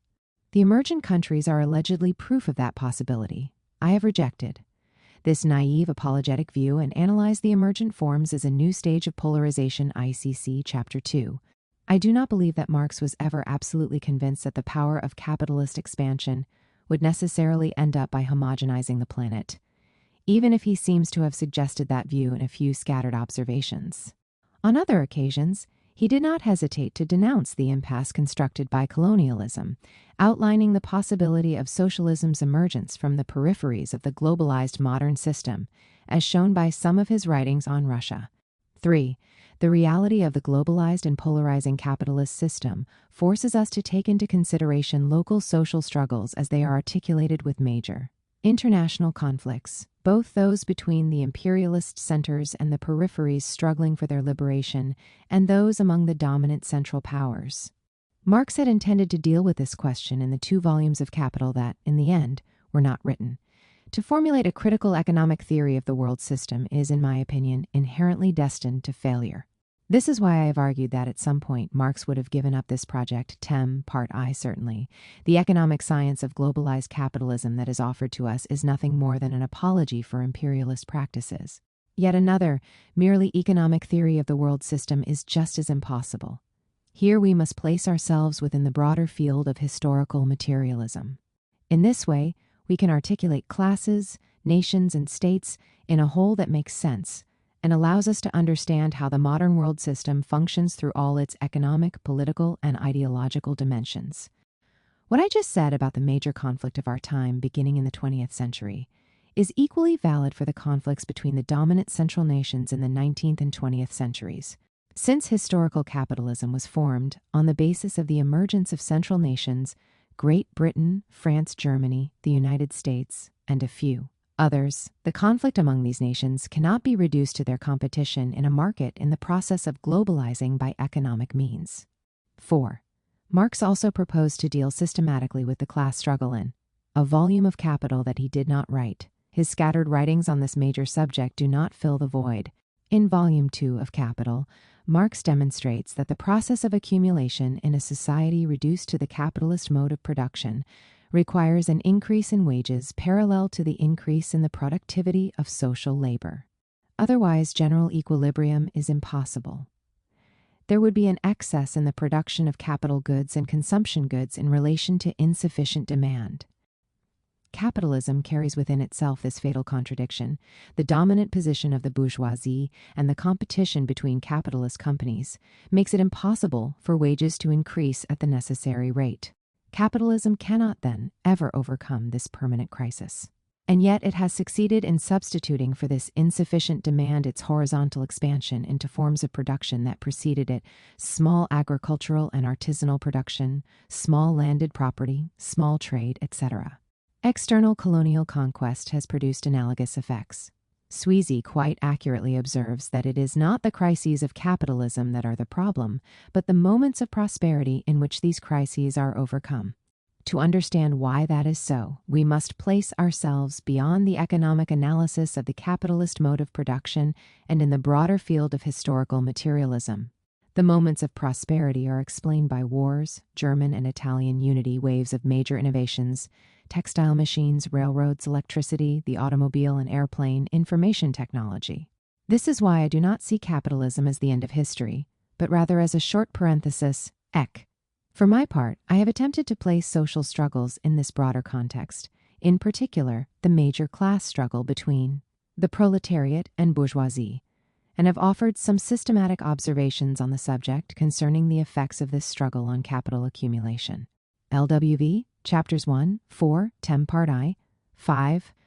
The interpretation of contemporary capitalism that I propose begins with Baran and Sweezy's observations on the necessity for a third department to absorb the surplus produced by capitalism's fatal contradiction. I have already said that this was, for me, a decisive contribution that has enriched Marx's analyses of historical capitalism 10 Part 2. I shall summarize my central contentions on the transformations of contemporary imperialist capitalism in the following 2 points. And we have moved from monopoly capitalism, as developed between 1890 and 1970, to a new stage characterized by a qualitatively higher level of centralization of control over capital. Consequently, all forms of production have been reduced to subcontract status, thereby allowing the monopolies, which I call generalized for this reason, to appropriate an always increasing fraction of the surplus value in the form of monopoly rent, ICC, Chapter 1. This qualitative leap, which was effected in a relatively brief period of time between 1975 and 1990, is expressed by the power assumed by an oligarchy, several thousand individuals, that monopolizes all economic and political power. We thus move from historical forms of concrete capitalisms.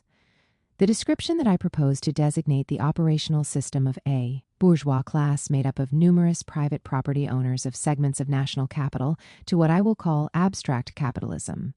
I refer here to my analysis in these terms of the transformation of the law of value, and with this development, the separation of the system of prices from that of values, ICC Chapter 1 and 10 Part I.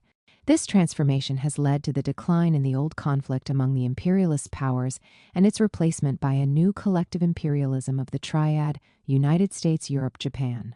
The imperialist powers no longer have another way to continue their domination over the immense peripheries of the system, 85% of the world's population, which have become zones of permanent unrest. The emergence of this collective imperialism in no way means that there has been the concomitant emergence of a world bourgeoisie, even at the level of the triad or of Europe, and a world state that would manage a globalized capitalism, as suggested by certain theories I have criticized Pambazuka. State and bourgeoisie remain national, American, British, Japanese, German, etc. There is no necessary agreement between the requirements for the functioning of the economic base of the system and those for the political and ideological instances that carry out its management functions.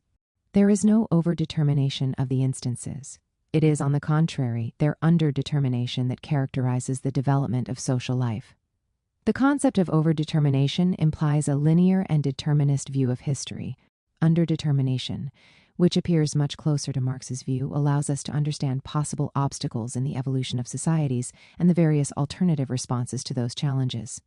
A good example of this contradiction is the current crisis of the European system, which is incapable of overcoming the reality of national governments, and the foreseeable implosion of the European Union, ICC, Chapter 3.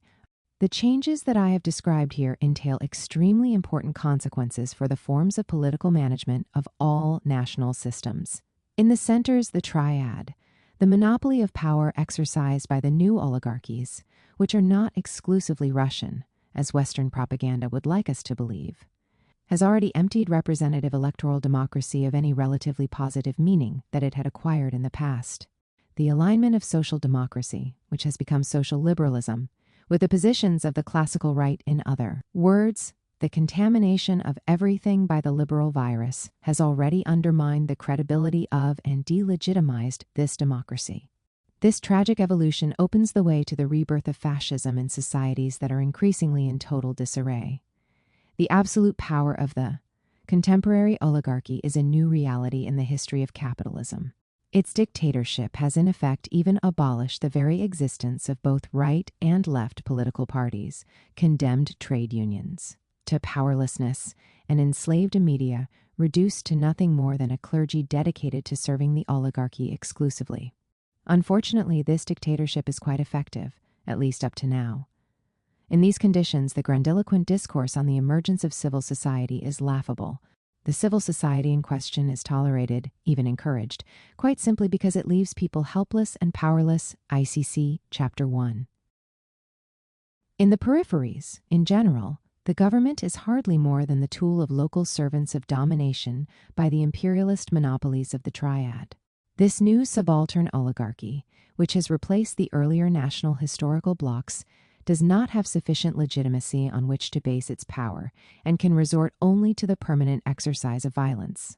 This general observation, however, does not accurately describe the situation in several emergent countries, China in particular, and in countries still resisting imperialist domination, Cuba, Vietnam, some Latin American countries.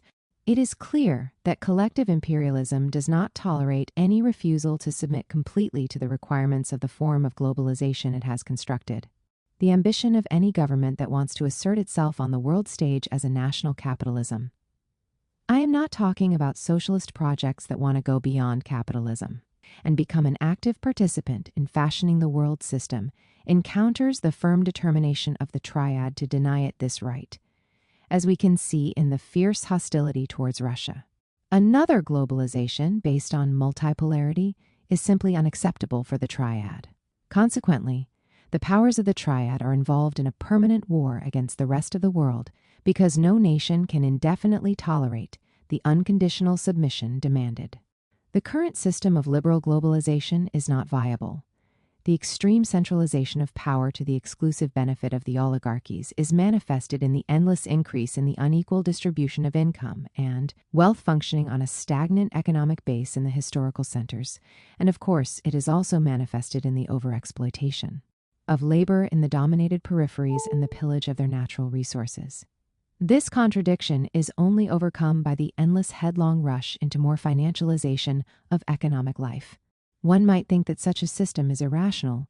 In this vein, naive reformers Stiglitz, Amartya Sen, and others claim that it would just be necessary to control financialization to get out of the impasse. They quite simply forget that the oligarchy draws its privileges from this system, which might be absurd for everyone else, but is beneficial for it. The current crisis, then, involves centralization of control over capital. It is thus a systemic crisis. In ordinary crises characterized by a U-shaped curve, the same economic logic that produces the recession functions, in turn, to foster the recovery after a relatively short interval of a few years, during which adjustments are made through the devalorization of capital and the liquidation of uncompetitive companies. On the other hand, in a systemic crisis, characterized by a L-shaped curve, the possible recovery would require major structural transformations. In the present context, this would be precisely decentralization of economic control both at the national level in the centers and at the level of the world system. Faced with the determined opposition of the oligarchy, an effective reform necessarily implies the formulation of a radical project, one that opens the way to a challenge to capitalism itself. ICC, Chapter 4. Since there is nothing to indicate that such a radicalization is on the agenda, the systemic crisis, which began in the 1970s, is far from having reached its end. The modern world experienced its first systemic crisis beginning exactly 1 century before the second. Capital responded to that by a leap forward in the concentration of capital, the first monopolies at the end of the 19th century, the deepening of colonial globalization, and financialization managed by the city of that era, exactly as it has done to deal with the current systemic crisis, and with results just as unconvincing. ECC Introduction. The Belle Epoque, for capital of illusions 1900 to 1914, was quite short. The response that history gave to this first systemic crisis was the First World War, the Russian Revolution, the 1929 crisis, Nazism, the Second World War, the Chinese Revolution, and the reconquest of independence by the people of Asia and Africa. Nothing less. These responses were thus spread out over a wide spectrum, socialist revolution, fascism, consistent reformism, and national independence. Why then would this second crisis we are now living through not call for responses just as varied? A second wave of socialist revolutions, but also a second wave of fascisms. As always, it is impossible to give any definite response to the question of the future, which is always open. But we can, should even, attempt to outline possible responses by continually analyzing current social, political, and ideological struggles and their articulation with international conflicts, particularly with the major conflict between the collective imperialism of the triad and the rest of the world. We may begin by examining the gigantic transformations in the social composition of countries in the North, South, and East.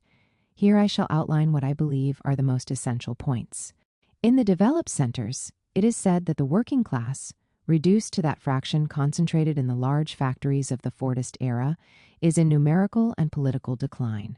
Yet at the same time, proletarian status, defined as the situation of a worker who has nothing to sell but his or her labor power, is becoming more widespread. Already more than 80% of workers are wage earners, among which I think it is useful to distinguish those who produce surplus value, the great majority, from those who do not, a minority, or are even a small minority, direct servants of the managers of Capital 10 Part 3. Independent workers are also sellers of labor power. Their independence is only an appearance because, in fact, they sell their services as subcontractors to capital. But simultaneous with the rise in proletarianization is its extreme segmentation based on numerous criteria: women, youth, immigrant, precariously employed, unemployed, etc. ICC Chapter 1. The immediate consequence of this segmentation, systematically implemented by current policies, is that the proletarianized population encounters great difficulties in its struggles to move from defending its gains to the formulation of radical reforms, which is complicated by their disinvolvement in discredited political parties. This situation results in the spread of illusions, the most serious of which encourage the rebirth of various kinds of fascism. But it also results in the naive idea advanced by postmodernist currents that civil society is capable of changing life, while it is not even able to change the government. The center of gravity of struggles, then, is displaced towards fields of action viewed as critical for certain aspects of social life, particularly gender and ecological challenges. Let me be clear that I do not believe that these are minor problems. Far from it. Marx already included in his critique the disequilibrium produced by the logic of capitalism and the metabolism between nature and human beings, a disequilibrium that has since become extremely dangerous. What many contemporary ecologists do not understand, unfortunately, is that reestablishing the equilibrium is impossible without a radical break with the logic of capital. Furthermore, it is unfortunately true historically that socialist movements have rarely acknowledged the central importance of relations between men and women. First, make the revolution, then deal with this problem. No, struggles on these two fronts are inseparable. No social advance is possible without a simultaneous advance in gender relations at each stage of humanity's movement towards emancipation. No solid advance will be possible without an articulation of all struggles in a conscious overall movement that would then be capable of attacking and destroying the fortress of generalized monopoly capitalism. Unfortunately, it is clear that the current struggles in the West are occurring without any interest in what is happening elsewhere in the world. Anti-imperialist solidarity has disappeared. Wars launched by the imperialist oligarchies are even supported, and there is little awareness of the lie that hides the reality of the objectives of such wars. This is not the least of the successes of the dictatorship of the oligarchies and the use they make of their media clergy. The changes that have affected the societies of the South and the formerly socialist East in recent decades have been equally large. Although these social transformations appear to be different from one country to another, they all follow the same logic, imposed by neoliberal imperialist globalization. Consequently, these changes have been much more dramatic in their social, political, and economic effects than in the dominant centers. The dominant major tendency has been to accelerate the processes that destroy the peasant societies that previously encompassed a large majority of the population in Asia and Africa. The peasant question immediately raises, with violent clarity, the related question of unequal relations between men and women, because the destruction of rural societies always ends in more poverty and oppression of women. I have analyzed the forms taken by this accelerated and extremely brutal destruction elsewhere. E.C. Chapter 5. This destruction is not compensated by the necessary rate of increase in urban employment to alleviate the resulting human tragedy, and cannot be. Historical imperialist capitalism has nothing to offer other than the construction of a planet of slums. Obviously, desperate migratory pressures are also a consequence of this process of large-scale pauperization. In urban areas, pauperization is expressed in the very rapid growth of survival activities, which are described as informal employment. The systematic policies of planned exclusion that are implemented make possible the overexploitation of subcontract labor to the benefit of monopoly capital. Concomitant with these tragic developments that affect the vast majority of the people in these countries, 60 to 80% of the population, the process of liberal globalization encourages the rapid growth of new middle classes composed of the minority that is integrated into the system of production. This minority, most often of negligible numbers 50 years ago, today sometimes encompasses around a fifth of the population in these countries. This minority is clearly aware that it is the sole beneficiary of the system. The indiscriminate praise lavished by pro-imperialist propaganda instruments, World Bank and others, on the rise of this new middle class quite simply ignores that its price is nothing less than the pauperization of the majority. This specific form of proletarianization, pauperization, creates a political situation that is difficult to manage. The dictatorship of local oligarchies subjected to the commands of the imperialist triad has consequently become the only way to manage this permanent crisis. The political personnel who had carried out responsibility for the national popular governments in the earlier stage, the era of Bandung and non-alignment, between 1960 to 1980, often subsequently aligned themselves with the new globalization in the hope of remaining in power and of being tolerated by the masters of the triad, as we can see with the U-turn by Nasser's successors in Egypt, Hafez, al-Assad in Syria, and Boumediene in Algeria, or the changes in the ANC in South Africa and the Brazilian PT and others. But the power of the local oligarchies, even when they are supported by the middle classes that benefit from the system, remain illegitimate in the eyes of the pauperized majority, as demonstrated by the explosion of unrest in the Arab world and elsewhere. Yet these movements have not yet succeeded in going beyond the stage of angry outbursts. The viscous character of the class structure produced by the model of lumpen development in question certainly explains the structural weaknesses of the revolts. Thus, the way is easily open to the short-term triumph of backward-looking false alternatives based on religion or ethnicity. 6. I have attempted to outline in the analyses above my interpretation of the twofold character of the current systemic crisis, a crisis in the power of the oligarchy tied to an unviable economic model, and a crisis of the majority of people who are victims, but incapable of formulating a coherent alternative. This twofold character of the crisis eliminates for the foreseeable future the possibility of revolutionary advances that would open the way to the surpassing of obsolescent capitalism. I have presented some propositions concerning the first possible steps for a movement that wishes to go beyond capitalism. ICC Chapter 4. Some time ago, I was struck by the analogy between our situation and that of the fall of the Western Roman Empire. I gave an evocative title to the conclusion of my book Class and Nation 1979, Revolution or Decadence. This book dates back to the beginning of the still ongoing long systemic crisis CN. The Roman Empire established a system that centralized the draining and use of the tributary surplus that it drew from the exploitation of the peoples that made up the empire, a surplus that surpassed the requirements for reproducing and advancing the productive forces of that time period. Everything went to Rome and the Italian provinces. This over-centralized draining of surplus eliminated the possibilities for progress in the empire's provinces, Rome's peripheries.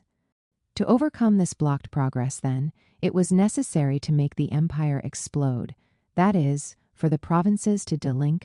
Simultaneously, the partial redistribution of the surplus to the Roman plebeians, corrupted by bread and circuses, eliminated any revolutionary prospect at the center of the system. The Roman Empire thus collapsed into chaos. The feudal system, characterized precisely by the decentralization of the draining and use of the surplus, had the way paved for it only by force of circumstances, with barbarian invasions and political chaos occurring for centuries. This is why we do not refer to a feudal revolution, but to Roman decadence. It was nearly 10 centuries before the new decentralized system gave rise to a renaissance of civilization in feudal clothes, based on progress disseminated across Europe. The analogy appears quite striking to me. The contemporary system also suffers from an excessive centralization of the surplus, now drained in the forms of globalized capitalism. This over-centralization weakens the aspirations of people in the imperialist centers for a radical transformation of the system, and simultaneously condemns people in the peripheries to a lumpen development with no prospects. Meeting the challenge requires the peripheries to de-link and substitute sovereign national projects for unending adjustment to the impasse entailed in the exigencies of imperialist globalization. The analogy inspired me to work out two possible forms of transition from one system to a higher stage of civilization. The higher form, which could be called revolutionary, is produced when, faced with a mode of production that has exhausted its historical potential, the societies in question consciously and intentionally construct a possible and effective alternative. To varying degrees, the bourgeois revolutions and the first wave of socialist revolutions may be viewed in this way and thus merit their description as revolutions. But history obliges us to take the other form of transition into account, which occurs without the active and conscious intervention of social actors. The passage to European feudalism provides a good example. It is precisely the real historical existence of these two forms of possible social evolution that caused me to reject the determinist interpretation of some historical Marxist schools and emphasize the underdetermination of instances. Certainly, feudal decentralization was not the end of history any more than is the one I am proposing today, through a deconstruction of the current form of globalization. Feudal deconstruction was itself gradually surpassed by a reconstruction of a centralized surplus. This reconstruction occurred in two stages. In the first one, the absolute monarchies of the Ancien Regime imposed a new national centralization in close relation with the European mercantilist system, itself really a transition to complete historical capitalism. In the second stage, in the 19th and 20th centuries, the construction of capitalist imperialist globalization completed the centralization, now operating on a world scale. In a similar way, we could imagine the long transition to communism, viewed as a higher stage of civilization, occurring in two steps. First, through the deconstruction of imperialist globalization, followed by the reconstruction of a truly alternate globalization based on the fundamental principle of the solidarity of individuals and peoples, in place of the principle of competition between capitals and nations. I will not venture any further in a vain attempt to describe a better future and specify what would be uniform on a world scale and what would fortunately not be so. The future is open and will be what people make it. I am satisfied with tackling issues related to what the immediate, necessary, and possible responses are to the challenge.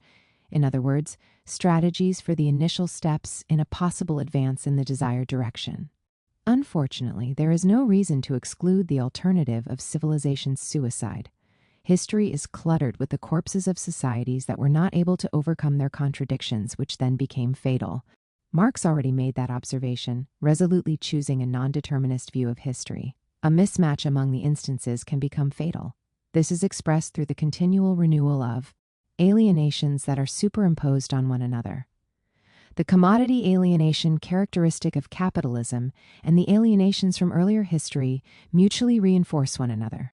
Clarity of awareness, that is, the capacity to understand the nature of the system's contradictions and issues, and on that basis formulate a coherent alternative and effective strategies of action, seems to be absent from contemporary history. The lucid social actor has disappeared. This is what happened in the Roman Empire. The people of that time paid the price by sinking into barbarism for centuries. But while Europe of that time succeeded in surviving the disaster, would the same thing happen in our era when the established governments have incomparable means of destruction? Perhaps between the two extreme situations outlined here, the highest possible revolutionary awareness or its total absence. There are other intermediate possibilities. Partial awareness emerges. From particular struggles, for example, from the struggles of peasants, or women for the defense of human commons, or the struggle for respect of popular sovereignty. The progress of the convergence of these particular types of awareness would make it possible to advance towards the formulation of new ways to surpass capitalism. But note, it is not a question of simply evading a forced optimism. Increased awareness will not happen through successive adaptations to the requirements of capitalist accumulation, but through awareness of the necessity of breaking with those requirements. The most enlightened segments of the movement should not isolate themselves by brandishing their disdain for others.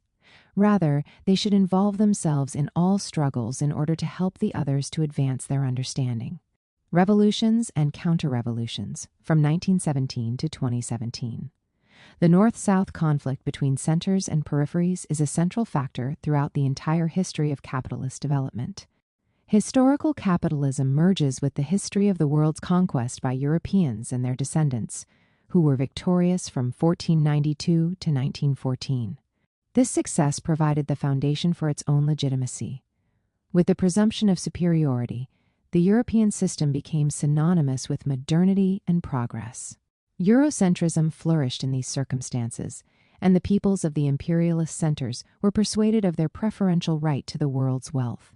We have been witness to a fundamental transformation in this phase of history. The South has been slowly awakening, clearly apparent during the 20th century. From the revolutions undertaken in the name of socialism, first in the Russian semi-periphery, then in the peripheries of China, Vietnam, and Cuba, to the national liberation movements in Asia and Africa, and the advances in Latin America. The liberation struggles of peoples in the South, increasingly victorious, have been and still are closely linked with the challenge to capitalism. This conjunction is inevitable. The capitalism, socialism, and North-South conflicts are inseparable. No socialism is imaginable outside of universalism, which implies the equality of peoples. In the countries of the South, the majority of the people are victims of the system, whereas in the North, the majority are its beneficiaries. Both know it perfectly well, although often they are either resigned to it in the South or welcome it in the North. It is not by accident, then, that radical transformation of the system is not on the agenda in the North, whereas the South is still the zone of storms, of continual revolts, some of which are potentially revolutionary. Consequently, actions by peoples from the South have been decisive in the transformation of the world. Taking note of this fact allows us to contextualize class struggles in the North properly. They have been focused on economic demands that generally do not call the imperialist world order into question. For their part, revolts in the South, when they are radicalized, come up against the challenges of underdevelopment. Their socialisms, consequently, always include contradictions between initial intentions and the reality of what is possible. The possible but difficult conjunction between the struggles of peoples in the South with those of peoples in the North is the only way to overcome the limitations of both. European Marxism of the Second International ignored this essential aspect of capitalist reality. It viewed capitalist expansion as homogenizing, whereas it is polarizing, and consequently attributed a positive historical function to colonialism. Lenin broke with this simplified interpretation of Marxism, which allowed him to lead a socialist revolution in a semi-periphery of that era, his weak link. But Lenin thought that the revolution would rapidly spread from his country to the advanced European centers. That did not happen. Lenin had underestimated the devastating effects of imperialism in those societies. Mao went further in his conception and implemented a revolutionary strategy in a country even more peripheral than Russia. The central reality of the imperialist character of historical capitalism implies an inescapable correlate. The long transition to socialism occurs through unequal advances, mainly originating in the peripheries of the world system. There is no world revolution on the agenda whose center of gravity would be found in the advanced centers. Lenin, Stalin, Mao, Ho Chi Minh, and Castro understood that and accepted the challenge of constructing socialism in one country. Trotsky never understood that, the limits of what it was possible to achieve in these conditions, beginning with the heritage of the backward capitalism found in the peripheries, accounts for the later history of the 20th century's great revolutions, including their deviations and failures. In the other countries of the peripheries, the first victorious struggles that transformed the world were the product of the great popular anti-imperialist movements. Nevertheless, the leaders of these movements had not properly assessed the necessity of combining the objectives of national liberation with a break from the logic of capitalism. Instead, These movements fostered the myth of catching up with the centers by capitalist means within globalized capitalism, in the aim of building national capitalisms developed along the same lines as those found in the centers. Consequently, the changes that could have been achieved by what I have called national popular governments were in reality quite limited, and their rapid exhaustion soon collapsed into chaos. The challenge from the socialist revolutions lay behind the fascist direction taken by the counter-revolution in the imperialist centers. Fascism simultaneously sharpened inter-imperialist conflicts, particularly between Nazi Germany and Japan on one side, and their major opponents, the United States and Great Britain, on the other. These circumstances account for the alliance of convenience between the USSR, the United States, and Great Britain during the Second World War. It is easy to understand, then, why this alliance was ended by the Western powers in 1945. The exhaustion of the possibilities in the socialist and national populist transitions has not, by itself, opened the way to new advances in the East, South, or West. The important political forces behind the original successes, and a fortiori the peoples involved, have not properly assessed the reasons behind the limitations inherent to the advances of the 20th century. This is why the current counter-revolution, led by the historical imperialist powers, the United States, Europe, and Japan, has been able to exploit the resulting chaos. For the time being, this chaos instead encourages illusory responses adopted by projects of so-called emergence on the part of some countries in the South, as well as the irrational and consequently fascist deviations of others, as shown by the examples of reactionary political Islam and reactionary political Hinduism.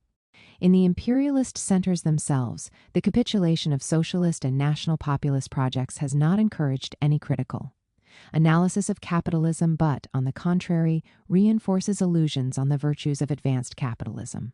Here, the victory of the counter-revolution and the retreat from earlier accomplishments, the welfare state, encourage in turn the rebirth of neo-fascist responses. I have analyzed the questions raised in this introduction elsewhere, a summary of which may be found in the suggested references. In this chapter, I will focus on analyzing the reasons behind the powerlessness of the working classes in the countries of the Central Imperialist Triad, United States, Europe, and Japan. This analysis emphasizes the political cultures of the peoples involved. A political culture is the product of a long-term history, which is always, of course, specific to each country. Perhaps the reader will consider my judgments a little too harsh. They are indeed. My observations of the South are no less so. Incidentally, political cultures are not transhistorical invariants.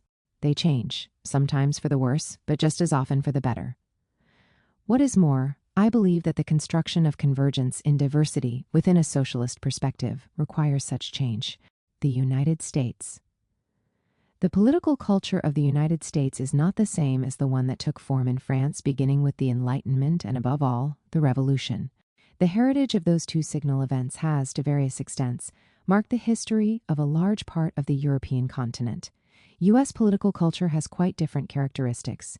The particular form of Protestantism established in New England served to legitimize the new American society and its conquest of the continent in terms drawn from the Bible. The genocide of the Native Americans is a natural part of the new chosen people's divine mission. Subsequently, the United States extended to the entire world the project of realizing the work that God had ordered it to accomplish. The people of the United States live as the chosen people. Of course, the American ideology is not the cause of the United States' imperialist expansion. The latter follows the logic of capital accumulation and serves the interests of capital, which are quite material. But this ideology is perfectly suited to this process. It confuses the issue. The American Revolution was only a war of independence without social import. In their revolt against the English monarchy, the American colonists in no way wanted to transform economic and social relations, but simply no longer wanted to share the profits from those relations with the ruling class of the mother country. Their main objective was above all westward expansion. Maintaining slavery was also, in this context, unquestioned. The important leaders of the American Revolution were almost all slave owners, and their prejudices in this area were unshakable. Successive waves of immigration also played a role in reinforcing American ideology. The immigrants were certainly not responsible for the poverty and oppression that lay behind their departure for the United States, but their emigration led them to give up collective struggle to change the shared conditions of their classes or groups in their home countries and adopt the ideology of individual success in the host country. Adopting such an ideology delayed the acquisition of class consciousness. Once it began to mature, this developing consciousness had to face a new wave of immigrants, resulting in renewed failure to achieve the requisite political consciousness. Simultaneously, this immigration encouraged the communitarianization of American society. Individual success does not exclude inclusion in a community of origin, without which individual isolation might become insupportable. The reinforcement of this dimension of identity, which the American system reclaims and encourages, is done to the detriment of class consciousness and the forming of citizens. Communitarian ideologies cannot be a substitute for the absence of a socialist ideology in the working class. This is true even of the most radical of them, that of the Black community. The specific combination of factors in the historical formation of U.S. society, dominant biblical religious ideology and absence of a workers' party, has resulted in government by a de facto single party, the party of capital. The two segments that make up this single party share the same fundamental liberalism. Both focus their attention solely on the minority who participate in the truncated and powerless democratic life on offer. Each has its supporters in the middle classes, since the working classes seldom vote, and has adapted its language to them. Each encapsulates a conglomerate of segmentary capitalist interests, the lobbies, and supporters from various communities. American democracy is today the advanced model of what I call low-intensity democracy. It operates on the basis of a complete separation between the management of political life, grounded on the practice of electoral democracy, and the management of economic life, governed by the laws of capital accumulation. Moreover, this separation is not questioned in any substantial way, but is, rather, part of what is called the general consensus. Yet that separation eliminates all of the creative potential found in political democracy. It emasculates the representative institutions, parliaments, and others, which are made powerless in the face of the market, whose dictates must be accepted. Marx thought that the construction of a pure capitalism in the United States, without any pre-capitalist antecedent, was an advantage for the socialist struggle. I think, on the contrary, that the devastating effects of this pure capitalism are the most serious obstacles imaginable. The avowed objective of the U.S.'s new hegemonic strategy is not to tolerate the existence of any power capable of resisting Washington's commands. To accomplish that, it seeks to break up all countries considered to be too large and create the maximum number of rump states, easy prey for the establishment of American bases to ensure their protection. Only one state has the right to be large: the United States. The U.S.'s global strategy has 5 objectives. 1. Neutralize and subjugate the other partners in the triad, Europe and Japan, and minimize their ability to act outside of American control. 2. Establish NATO's military control of and Latin Americanized parts of the former Soviet world. 3. Assume sole control of the Middle East and Central Asia and their petroleum resources. 4. Break up China, secure the subordination of other large states, India, Brazil, and prevent the formation of regional blocs that would be able to negotiate the terms of globalization. And 5. Marginalize regions of the South that have no strategic interest. The hegemonic ambitions of the United States are ultimately based more on the outsized importance of its military power than on the advantages of its economic system. It can then pose as uncontested leader of the triad by making its military power and NATO, which it dominates, the visible fist in charge of imposing the new imperialist order on all possible recalcitrants. Behind this facade, there is still a people, of course, despite its evident political weaknesses. Nevertheless, my intuition is that the initiative for change will not come from there, even if it is not impossible that the American drive for hegemony will subsequently come to clash with others, which could begin the movement for a fundamental transformation. Can Canada or Australia be something other than an external province of the United States? It is difficult to imagine another Canada despite the political traditions of English Canada and Quebec's cultural specificity.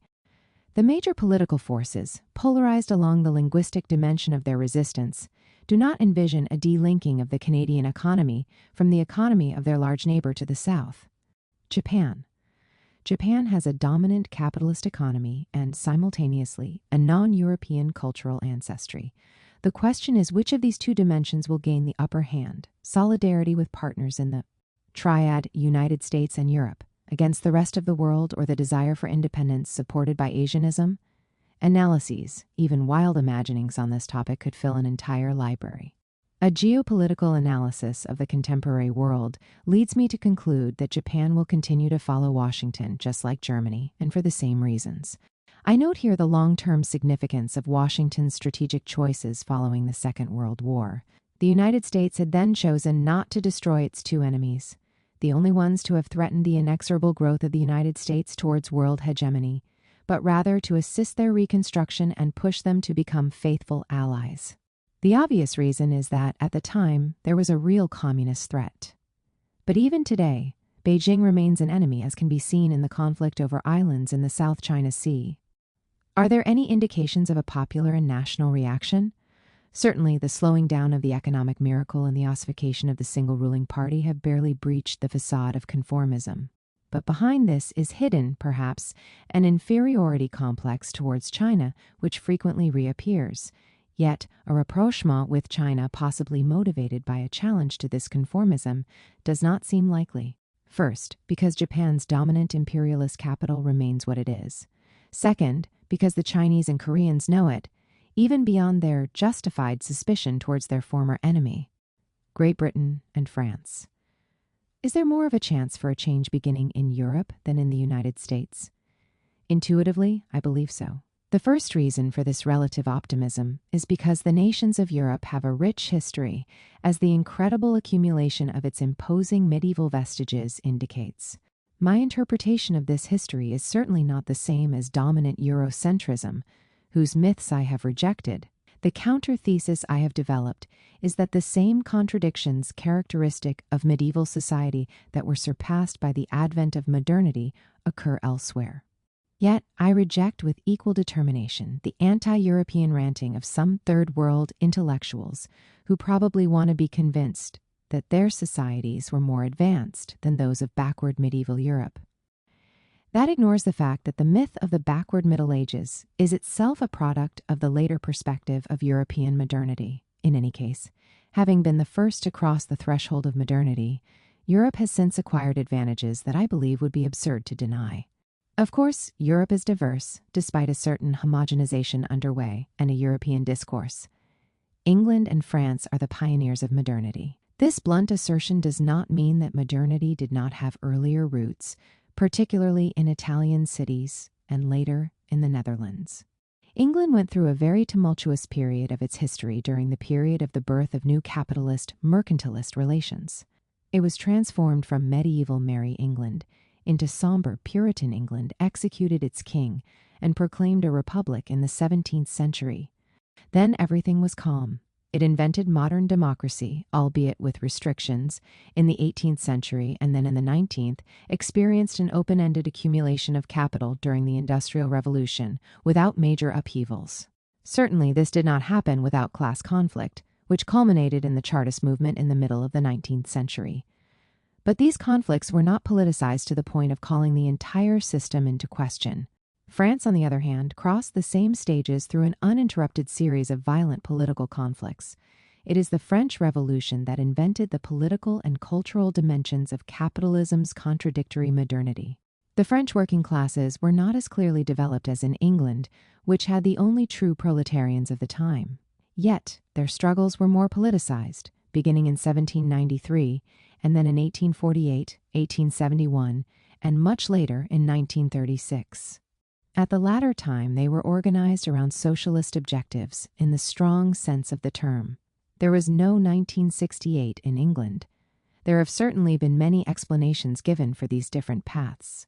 Marx was quite aware of them, and it is no accident that he devoted most of his attention to analyzing these two societies, offering a critique of the capitalist economy from England's experience and a critique of modern politics from France's experience.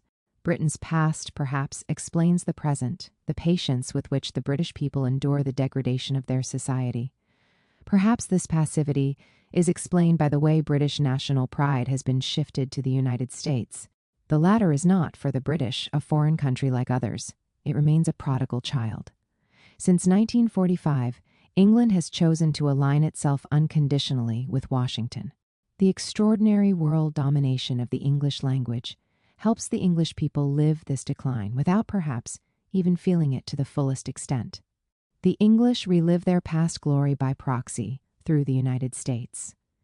Great Britain remains a key power for Europe's future. Although Brexit heralds the inevitable breakdown of the absurd European construction, the political currents that lie behind its victory in the referendum do not question either liberalism's reactionary social order or alignment with the United States. Moreover, in the system of globalized liberalism, the city, Wall Street's privileged partner, remains in a strong position, and financial capital on the continent cannot do without its services. Nevertheless, history has no more reached its end in Great Britain than elsewhere, but my feeling is that this country will be able to rejoin the path of change only if and when it cuts the umbilical cord attaching it to the United States. At the moment, I do not see the least sign of that. Germany. Germany and Japan are the two reliable lieutenants of the United States, forming the real triad, the G3, United States, Germany, Japan, rather than North America, Europe, Japan. Neither Germany nor Italy nor Russia would have succeeded in reaching capitalist modernity without the paths pioneered by England and France. That statement should not be understood to mean that the peoples of these countries would have been, for some mysterious reason, incapable of inventing capitalist modernity, solely reserved to Anglo-French genius.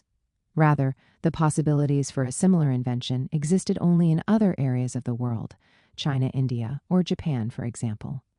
But once a people entered into capitalist modernity, it shaped its own path, whether as a new center or a dominated periphery. I interpret the history of Germany using that fundamental method. In this way, I understand German nationalism, pushed by Prussian ambitions, as a compensation for the mediocrity of the bourgeoisie, deplored by Marx. The result was an autocratic form of managing the new capitalism. Yet despite its ethnicist tone, this nationalism, in contrast with the universalist ideologies found in England and above all, in France, and later Russia, did not succeed in uniting all Germans, hence the eternal problem of the Austrian Anschluss, still unresolved today. This, then, became a factor that favored the criminal and demented excesses of Nazism. But there was also, after the disaster, a powerful motivation for constructing what some have called Rhenish capitalism, supported by the United States. This is a capitalist form that deliberately chose democratization, copied from the Anglo-French-American model. But it is without deep local historical roots, even considering the brief existence of the Weimar Republic, the only democratic period of German history, and the ambiguities, to say the least, of socialism in the GDR. Rhenish capitalism is not a good capitalism in contrast with the Anglo-American extreme liberal model or the statism of Jacobin France. Each is different, but all are ill from the same illness. That is a capitalism that has reached a stage characterized by predominance of its destructive aspects. Moreover, the sun has now set on Rhenish and statist capitalisms. Globalized Anglo-American capitalism has imposed its model exclusively on all of Europe and Japan. In the short term, Germany's position in globalization under American hegemony, just like Japan's, seems to be comfortable. Resumption of expansion to the east through a type of Latino-Americanization of East European countries can encourage the illusion that Berlin's choice is a lasting one. This choice is easily satisfied with low-intensity democracy and economic and social mediocrity, and is reinforced by support for the European Union and the Euro. If the political classes on the Christian Democrat and liberal right and the Social Democrat left continue in their stubborn pursuit of this dead end, we should not exclude the emergence of right-wing, even fascist-type populisms, though that does not mean they would necessarily be remakes of Nazism. The electoral successes of the National Front in France illustrate the reality of the general danger in Europe. In the longer term, Germany's difficulties will probably worsen, not improve. Germany's current economic assets are based on standard industrial production, mechanical, chemical, that modernize by increasingly incorporating software invented elsewhere. But like elsewhere, there is always the possibility that the German people will become aware of the necessity of initiating a real change off the beaten track. I believe that if France, which would then carry Germany along with it, and Russia were to take more initiative, another future for Europe would be possible. This choice could also lead to a resumption of positive movements for change in Mediterranean and Nordic Europe, which have failed up to now. Southern Europe. Italy was momentarily thrust into the center of critical analysis and action during the long 1968 of the 1970s. The power of the movement was sufficient to influence, in a certain way, the center-left state of that time, despite the self-confinement of the PCI. This happy phase of Italian history is over. Now we can only examine the weaknesses of the society that made it possible. The incompletely developed sense of national citizenship can, perhaps, be explained by the fact that the rulers of the Italian states were most often foreigners. The people generally saw in them only opponents to deceive as much as possible. This weakness was expressed in the emergence of a populism that fed on a rising fascism. In Italy, as in France, the struggle for liberation during World War II had been a quasi-civil war. Consequently, the fascists were forced to hide in the decades following 1945 without ever having really disappeared. The country's economy, despite the miracle that had given Italians a good standard of living up until the current crisis, remains fragile. But unreserved support for the European choice, which completely dominates the entire Italian political space, is, I believe, the main reason for the dead end in which the country finds itself. The same unthinking support for the European project has strongly contributed to the failure of the popular movements that put an end to fascism in Spain, Portugal, and Greece to realize their radical potential. This potential was limited in Spain, where Francoism simply died from the quiet death of its leader, while the transition had been well prepared by the same bourgeoisie that had formed the main support of Spanish fascism.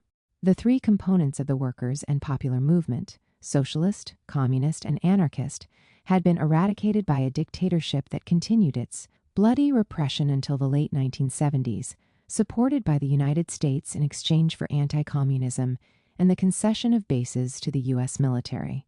In 1980, Europe set as a condition for Spain's joining the European community that it also join NATO, that is, that it accede to the complete formalization of its submission to Washington's hegemony. The workers' movement attempted to play a role in the transition through its workers' committees formed underground in the 1970s. It was unfortunately obvious that, not having succeeded in gaining the support of other segments of the popular and intellectual classes, this radical wing of the movement could not prevent the reactionary bourgeoisie from controlling the transition. The revolt of the armed forces in Portugal that ended Salazarism in April 1974 was followed by a huge, popular explosion, the backbone of which was formed by communists, both from the official Communist Party and from Maoist currents. The defeat of this tendency within the ruling group eliminated the communist leadership to the advantage of all too timid socialists. Since then, the political sphere has settled back into sleep. In Greece also, the choice in favor of Europe was not obvious following the fall of the colonels. During the Second World War, the Communist Party had succeeded, just as in Yugoslavia, in forming a single anti-fascist front. Greece and Yugoslavia not only resisted the German invaders like others did, they continually fought a real war that played a decisive role in the instantaneous collapse of the Italian armies in 1943, thereby forcing the Germans to station a large number of troops on their territories.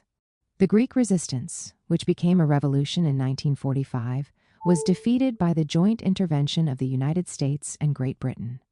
The Greek right is, moreover, responsible for integrating their country into NATO, within which the European project takes shape, all to the exclusive benefit of the cosmopolitan comprador bourgeoisie. The deepening of the systemic crisis of monopoly capitalism has led to an unparalleled social disaster in the fragile countries of Southern Europe. It also strikes hard at the countries of Eastern Europe, reduced to little more than the semi-colonies of Western Europe, particularly Germany. It is easy to understand, then, the recent emergence of immense popular movements, Syriza in Greece, Podemos in Spain, that have won some exciting victories in their rejection of the extreme austerity policies imposed by Berlin and Brussels. Nevertheless, we must acknowledge that the general opinion in these countries does not yet envision the necessity of deconstructing the European system. Most people prefer to bury their heads in the sand and convince themselves that this Europe is reformable. Consequently, their movements continue to be paralyzed. Northern Europe. For different reasons, the Nordic countries have maintained up to now a suspicious attitude with regard to the European project. Under the leadership of Olof Palme, Sweden attempted to follow a globalist, internationalist, and neutralist path. Beginning with the country's more recent European choice and the rightward drift of its social democratic forces, the reversal has been quite abrupt.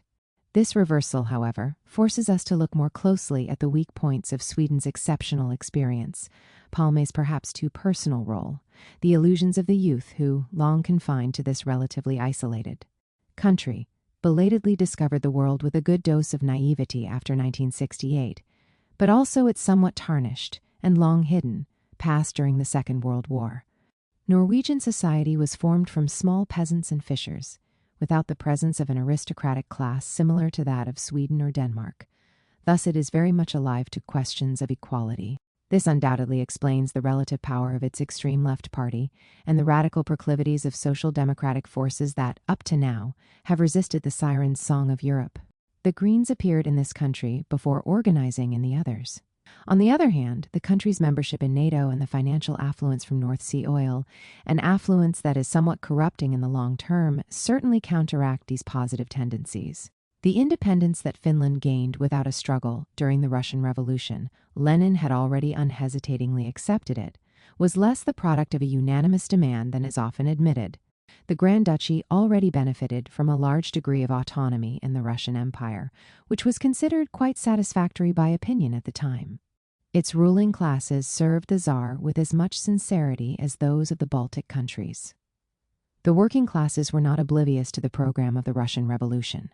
That is why independence did not settle the country's problems, which were dealt with only at the end of the Civil War. In the end, barely won by the reactionary forces with the support of Imperial Germany and later the Allies. These forces later drifted towards fascism and became allies of the fascist powers during the Second World War. What is called Finlandization, which NATO propaganda presented as unacceptable, was in fact only a neutralism certainly imposed originally by the peace treaty that could have formed one of the bases for a better European reconstruction than that of the Atlanticist alliance. Will European pressures, which have triumphed in the monetary area with Finland's participation in the euro, succeed in eating away at this interesting historical heritage? Can one expect anything from Denmark with an economy that is too dependent on Germany's? This dependence is experienced neurotically, as can be seen in the ambiguous and confused series of votes on the question of the euro. Yet I do not think that all too typical social democratic forces can offer a challenge to the current course. The Red-Green alliance is, consequently, rather isolated. It is well known that the Netherlands was the site of the original bourgeois revolution in the 17th century, before England and France. But the modest size of the United Provinces prevented this country from achieving what its competitor students were able to do. Although the cultural heritage of this history is not lost, today the economic and financial system of the Netherlands functions within the Mark Euro environment. Is Europe capable of moving out of its political insignificance in the modern world? In the 1970s and 1980s, I thought that the formation of a north-south neutralist axis in Europe made up of Sweden, Finland, Austria, Yugoslavia, and Greece was possible, with positive effects on the countries of both Western and Eastern Europe. It could have encouraged the former to rethink their Atlanticist alignment and might have found a favorable echo in France. Unfortunately, de Gaulle was no longer there, and the Gaullists had completely forgotten the general's reservations about NATO. Such an axis might have opened up possibilities for East European countries to move towards center-left positions and thereby avoid their later fall to the right.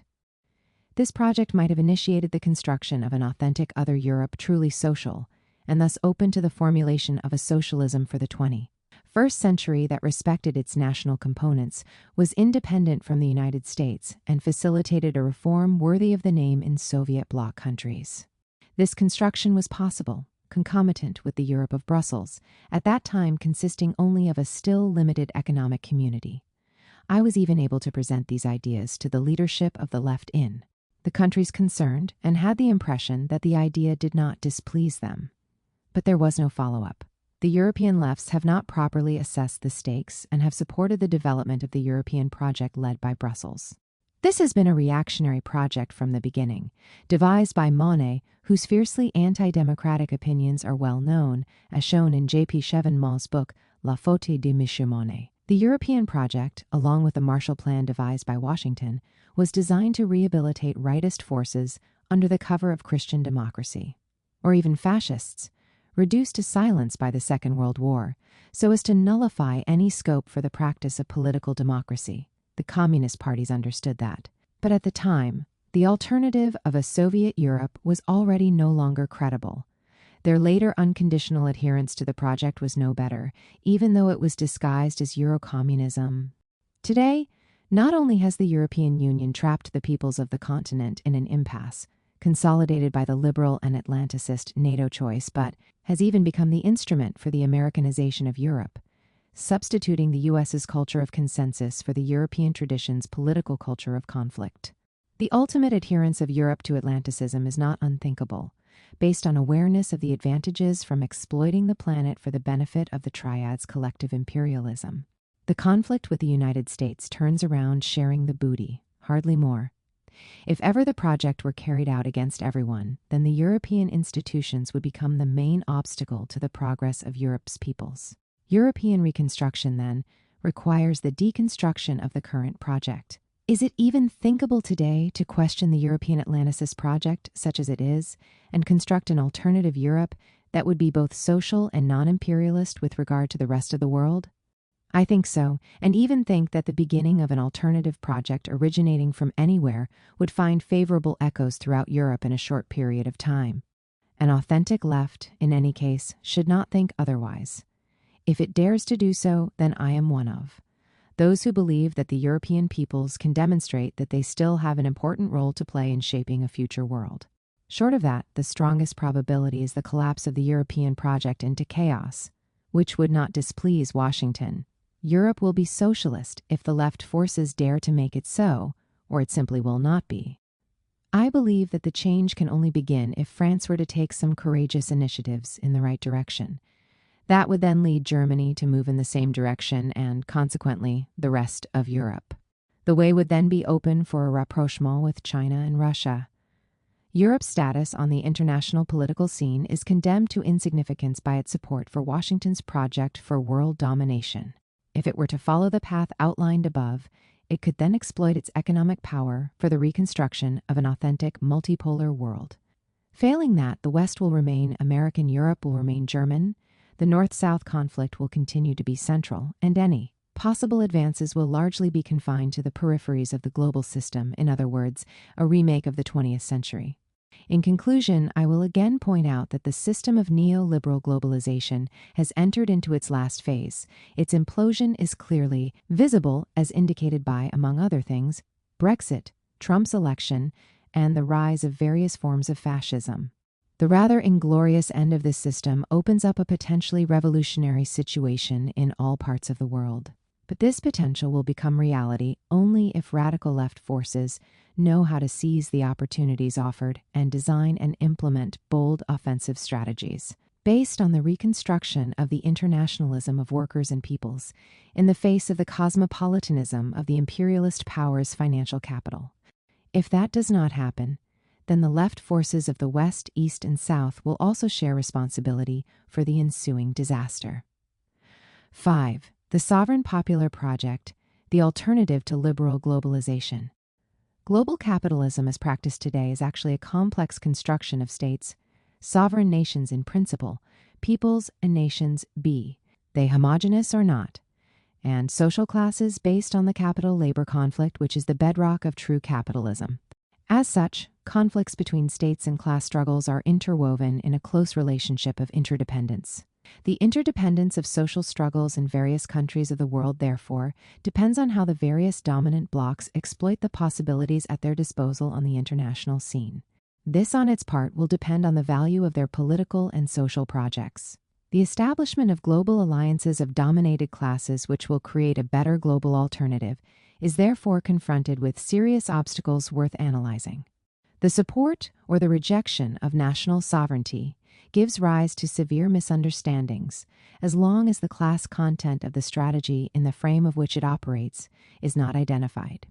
The dominant social bloc in capitalist societies always conceives national sovereignty as an instrument to promote its class interests. That is the capitalist exploitation of home labor and simultaneously the consolidation of its position in the global system.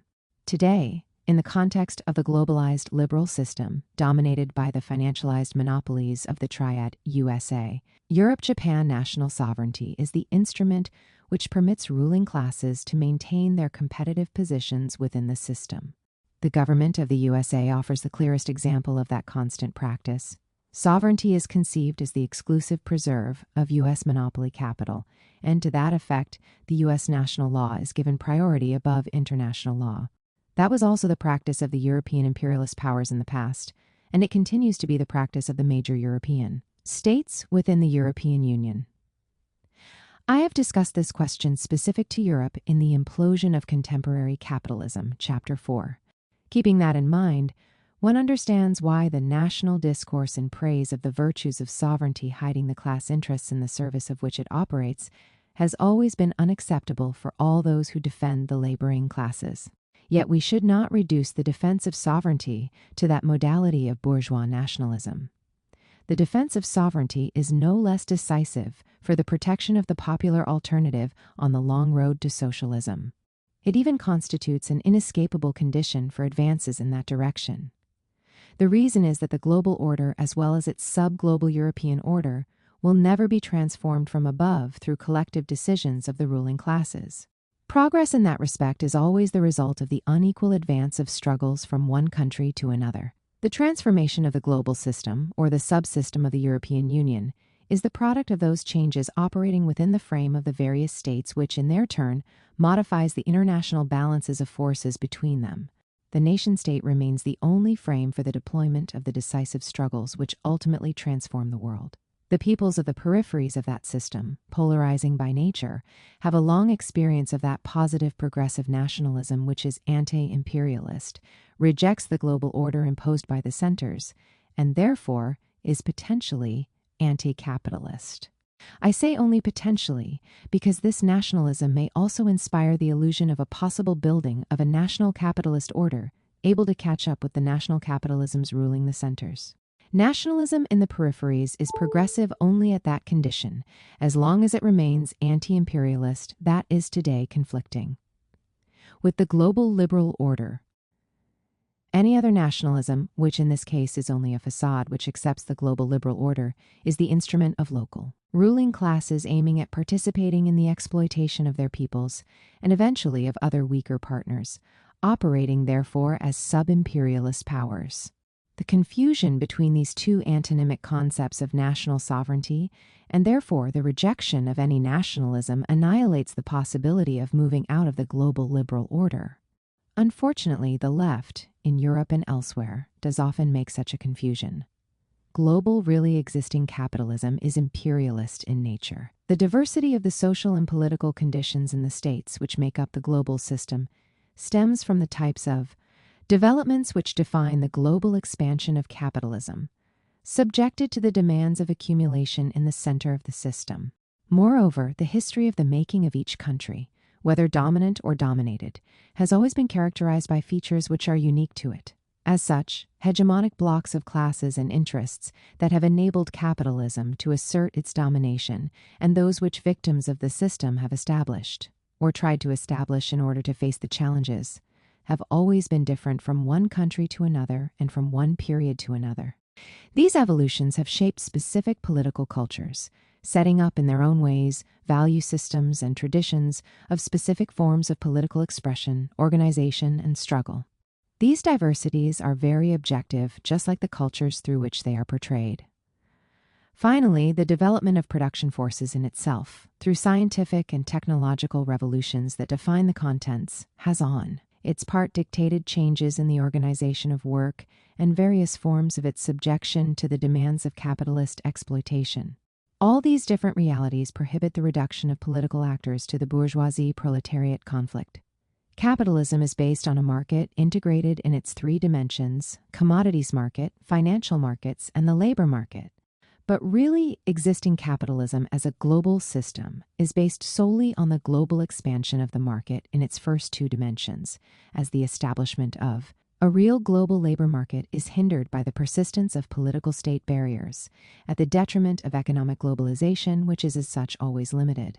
For this reason, really existing capitalism is necessarily polarizing at the global level, and the uneven development it creates is the most violent and growing contradiction of modern times that cannot be overcome within the framework of the logic of capitalism. Development and underdevelopment are the two faces of the same reality, global capitalism. There is no scientific basis to the dominant discourse that links capitalism to the affluence of the countries of the center and qualifies others developing countries as retarded. Consequently, national liberation struggles of the people in the peripheries have always, objectively, been in conflict with the logic of capitalism. They are anti-systemic, anti-capitalist, though at varying degrees of the conscience of the actors and the radicalism of their projects. This situation calls for a long-lasting transition to global socialism. If capitalism has set the foundation of an economy and a global society, it is, however, unable to carry on the logic of globalization to the end. Socialism, conceived as a qualitatively higher level of humanity, can for this reason be considered universal. However, its construction will have to go through a very long historical transition by using a strategy of the contradictory negation of capitalist globalization. In its manifestation as a political and social strategy, this general principle signifies that the long transition calls for the indispensable establishment of a popular national society associated to an auto-centered national economy. Such a creation is contradictory in every aspect. It associates capitalist criteria, institutions, and operational modes to social aspirations and reforms, which are in conflict with the logic of global capitalism. It also associates an external exposure controlled as much as possible to the protection of the demands of progressive social transformation, which conflict with dominant capitalist interests. Due to their historical nature, governing classes generally formulate their visions and aspirations within the perspective of really existing capitalism, and willingly or unwillingly, subject their strategies to constraints of global capitalist expansion. This is the reason why they cannot really envisage a delinking. On the contrary, popular classes must give in to this whenever they try to use political power to transform their conditions and liberate themselves from the inhuman consequences which the polarizing expansion of capitalism subjects them to. The appraisal of the strategic choices of government policies and movements of the dominated masses in the global South should follow these criteria. An inward-looking development option is indispensable. Historically, an inward-looking development, self-reliance, has been a specific feature of the capital accumulation process in core capitalist countries and has conditioned the modalities of the resulting economic development, which is mainly controlled by the dynamics of internal social relations and strengthened by the external relations at their service. On the other hand, in the peripheries, the capital accumulation process is mainly derived from the evolution of countries of the center in a way that consolidates dependence. The dynamics of the inward-looking development model is based on a major articulation, one which puts side by side the close interdependence of the growth of the production of goods for production and that of the production of goods for mass consumption. This articulation falls in line with a social relationship whose main terms are set up by the two main blocks of the system, the national bourgeoisie and the labor force. Inward-looking economies are not watertight entities in themselves. On the contrary, they are aggressively open in this direction, such that they shape the global system in its totality through their potential political and economic intervention on the international scene. However, the dynamics of peripheral capitalism, the antinomy of central inward-looking capitalism by definition, is based on another main articulation that puts side by side the capacity to export on the one hand and consumption of a minority, imported or locally produced, on the other hand. This model defines the comprador as opposed to national nature of bourgeoisies in the peripheries. This contrast results in a divergent trend towards the integration of nations in the centers where centripetal forces dominate the inward-looking accumulation, on the one hand, and on the other hand, towards the permanent disintegration threat of those of the peripheries due to the effects of centrifugal forces of dependent accumulation. Imperialist policies encourage such trends, defending them with arrogance and cynicism, with the excuse of the right to interference, humanitarian interventions, and abusive rights to self-determination. The awakening of the South. The deployment of imperialism was manifested from 1492, not the date of the discovery of America, but the date of its conquest and the destruction of its people, and in the 4 centuries that followed, by the conquest of the world by Europeans, the people of Asia and Africa American Indians who survived the genocide, and later on, the new nations of Latin America and the Caribbean had to try and adjust to the demands of this subjection. Such deployment of global capitalism, imperialism, was for the affected people the greatest tragedy in human history, thus demonstrating the destructive nature of the accumulation of wealth. For this reason, capitalism can only be a moment in history, with its continuous development leading to barbarism. It is an unsustainable system in the long term, and not the end of history. Not only for ecological reasons, though reasonable, but above all, for the devastating effects of mercantilism on individuals and whole peoples rendered useless. The catastrophe manifested itself through the destruction of complete populations and the reduction of the proportion of non-European populations from 82% of the world population in 1500 to 63% in 1900. Simultaneously, the misfortune of some was the delight of others. Accumulation through dispossession of total populations did not only lead to the wealth of the dominant classes of the old order, but above all, to the administrative and military reinforcement of European countries. The Industrial Revolution of the end of the 18th century could not have been without this first period of imperialist deployment. On its part, the military supremacy of modern Europe made the 19th century the peak of capitalism. The North-South gap widened, and the apparent wealth ratio moved from 1 to 1.3 in 1800, a ratio not always favorable to Europeans, to 1 to 40 today. The pauperization law formulated by Marx was more evident in the system than could be imagined by the father of scientific socialism. This page in history is now closed. The people of the peripheries no longer accept the fate reserved for them by capitalism. This crucial change in attitude is irreversible and signifies that capitalism has reached its period of decline, a decline initiated by the 1917 revolution, followed by the socialist revolutions of China, Vietnam, and Cuba, and by the radicalization of national liberation movements in the rest of Asia and Africa. The concomitance of these 2 forms of transformation is not by chance. This does not exclude the persistence of various illusions, that of reforms capable of giving a human face to capitalism, something it has never been able to do for the majority of people, that of a possible catching up within the system, which is the dream of the ruling classes of the emerging nations, exhilarated by the success of the moment and that of backward-looking traditionalism, pseudo-religious or pseudo-ethnic, into which a vast majority of the excluded people of today have fallen. Such illusions seem to persist due to the fact that we are passing through a conjunctural low point. The wave of revolutions of the 20th century is over. That of the modern radicalism of the 21st century is still to come. And like Gramsci wrote, there are monsters in the twilight of transitions. The awakening of the people of the peripheries was manifested from the 20th century not only by their demographic growth, but also by their expressed intentions to reconstruct their country and society, wrecked by the imperialism of the 4 preceding centuries. Bandung and the first globalization of struggles, 1955 to 1980. In 1955 in Bandung, governments and people of Asia and Africa expressed their intention to reconstruct the global system on the basis of the acknowledgement of the rights of countries previously under domination.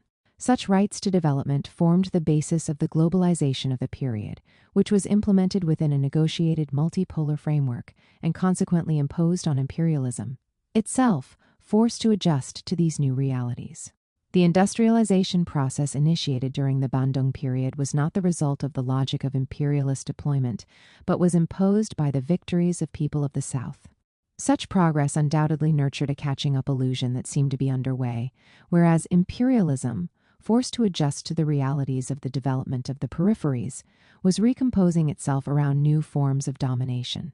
The old contrast of imperialist countries, dominated nations synonymous with the contrast of industrialized, unindustrialized countries, gradually gave way to a new form of contrast based on the centralization of advantages associated with the 5 new monopolies of imperialist countries, the control of modern technologies, natural resources, the global financial system, means of communication, and weapons of mass destruction. The Bandung period was also that of African Renaissance. Pan-Africanism should be situated within this perspective. It is not by chance that African countries are involved in renovation projects with inspiration from the values of socialism. For the liberation of the people of the peripheries is actually anti-capitalist. There is no need to denigrate these numerous attempts on the continent. As is the case today, in 30 years, the horrible regime of Mobutu led to the production of an education capital in Congo 40 times higher than what the Belgians achieved in 80 years. Whether we like it or not, African countries are at the origin of the creation of veritable nations, and the options transethnic of the ruling classes favored such crystallization. Ethnic deviations came later, caused by the erosion of the Bandung models, leading to the loss of legitimacy of powers and the recourse to ethnicity by some of those in power to reconstitute power for their interests. New era, new challenges? The dichotomy centers peripheries is no longer synonymous with industrialized, unindustrialized countries. The polarization centers, peripheries, which marks the imperialist character of the expansion of global capitalism, is still underway and is even gaining more ground through the help of the 5 new monopolies imperialist countries benefit from, mentioned above. In such conditions, the continuation of accelerated development projects in emerging peripheries, which has been an undisputable success in China in particular, but also in other countries of the South, does not abolish imperialist domination. This deployment instead sets up a new centers. Peripheries contrast rather than eroding it. Imperialism cannot be conjugated in the plural. As in the previous phases of its deployment, it is henceforth a collective imperialism of the triad United States, Europe, and Japan. In this way, the common interests of the oligopolies, which have their roots within the triad, triumph over mercantile conflicts of interests that may oppose them. This collective character of imperialism can be seen through the control of the global system by common instruments of the triad at the economic level. The WTO, Colonial Ministry of the Triad. The IMF, Colonial Agency of Collective Monetary Management, the World Bank, Ministry of Propaganda. OECD and the European Union, set up to prevent Europe from coming out of liberalism. At the political level, the G7, the armed forces of the United States, and their subordinate instrument represented by NATO, the marginalization, domestication of the UN, completes the picture. The deployment of the project of United States hegemony through the military control of the planet, involving, among other things, the abrogation of international law and the right that Washington has assigned itself to carry out preventive wars where it chooses, centers around collective imperialism and gives the North American leader the means of overcompensating for its economic deficiencies. Objectives and means of a strategy to develop convergence and diversity. The people of the 3 continents, Asia, Africa, and Latin America, are today faced with the expansion project of the imperialist system described as a globalized neoliberal system, which is nothing but the development of apartheid at the global level. Will the new imperialist order in place be challenged in future? Who can challenge it? And what will be the outcome of such a challenge? Does the image of the dominant reality not give room for the idea of an immediate challenge to this order? The ruling classes of the defeated countries of the South have largely accepted their positions as subordinate compradors. The people, helpless and fighting for daily survival, usually tend to accept their fate, or even worse, nurture new illusions which these same ruling classes shower on them. Political Islam is the most dramatic example. However, from another angle, the rise of resistant movements and the fight against capitalism and imperialism, the successes recorded, up to their electoral terms, by the new leftist governments in Latin America and Nepal, whatever the limits of the victories, the progressive radicalization of many of these movements, and the critical positions taken by governments of the South within the WTO are proof that another world, a better one for that matter, is possible. The offensive strategy necessary for the reconstitution of the peoples of the South's front requires the radicalization of social resistance in the face of capitalism's imperialist offensive. The governing classes in some countries of the South have visibly opted for a strategy that is neither one of passive submission to the dominant forces in the global system, nor one of declared opposition, a strategy of active interventions where they base their hopes in order to accelerate the development of their country. Through the solidarity of national construction produced by its revolution and Maoism, the choice to preserve the control of its currency and capital flow, the refusal to challenge the collective ownership of land, the main revolutionary gain of the peasants, China was better equipped than others to positively exploit this option and to draw unquestionably brilliant results. Can this experience be followed elsewhere?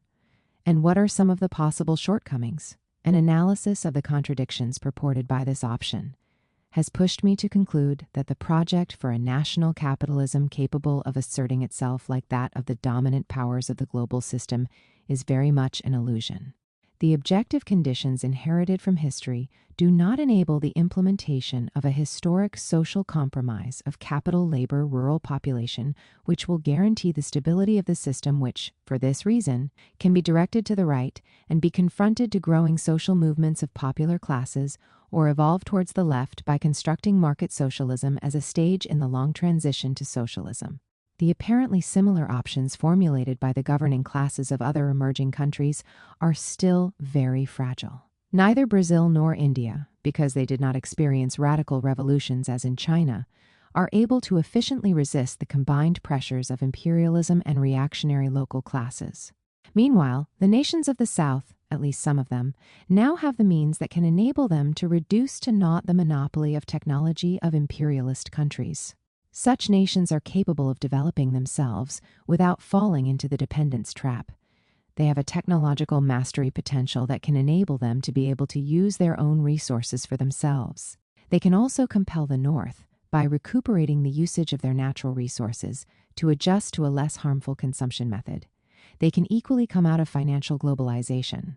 They have already started challenging the monopoly of the weapons of mass destruction that the United States is planning to conserve. They can develop South-South exchange of goods, services, capital, and technology, which could not be imagined in 1955 when all these countries were deprived of industries and the mastery of technology. More than ever before, delinking from imperialism is on the agenda of possibility. Can these nations achieve this, and who will do it? The governing bourgeoisie classes in place? I strongly doubt it. The popular classes who have come to power? This could probably begin with transitional regimes of national popular natures. The agrarian question is at the center of problems to be resolved, and this constitutes the main area of the national issue. The capitalist option of the private appropriation of land by a minority and the exclusion of others is entirely a borrowed option from Europe. But this was only feasible thanks to the possibility of the massive emigration of the rural population. Capitalism is unable to resolve the peasant problem of the peripheries that contain half the population of humanity in the same way. In order for these countries to succeed in their objectives, they need to have 4 Americas for their emigration. The alternative is the peasant system based on the access to land for all peasants. In fact, the possibility of progress on this basis is potentially higher to those of the capitalist system. If we could divide the growth in productivity of modern farmers, who are few, amongst the millions of excluded people who have today become useless, it would be more modest than we imagine. The peasant system is one of a socialist orientation development, to quote the Chinese and Vietnamese formula, superior and the sole guarantor of the solidarity of national construction. I will hereby refer to my article on the land tenure reforms in Asia and Africa.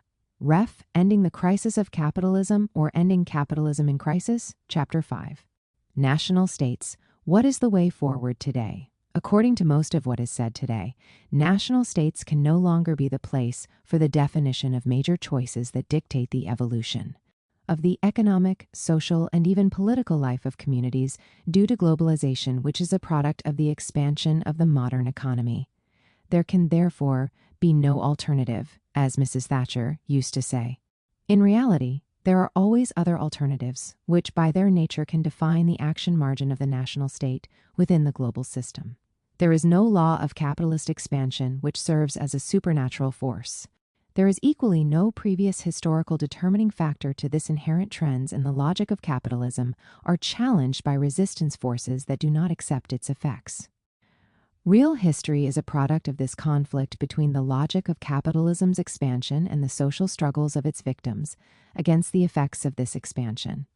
The effective response to the challenges facing communities can only be found if one understands that history is not determined by the infallible deployment of the laws of pure economy.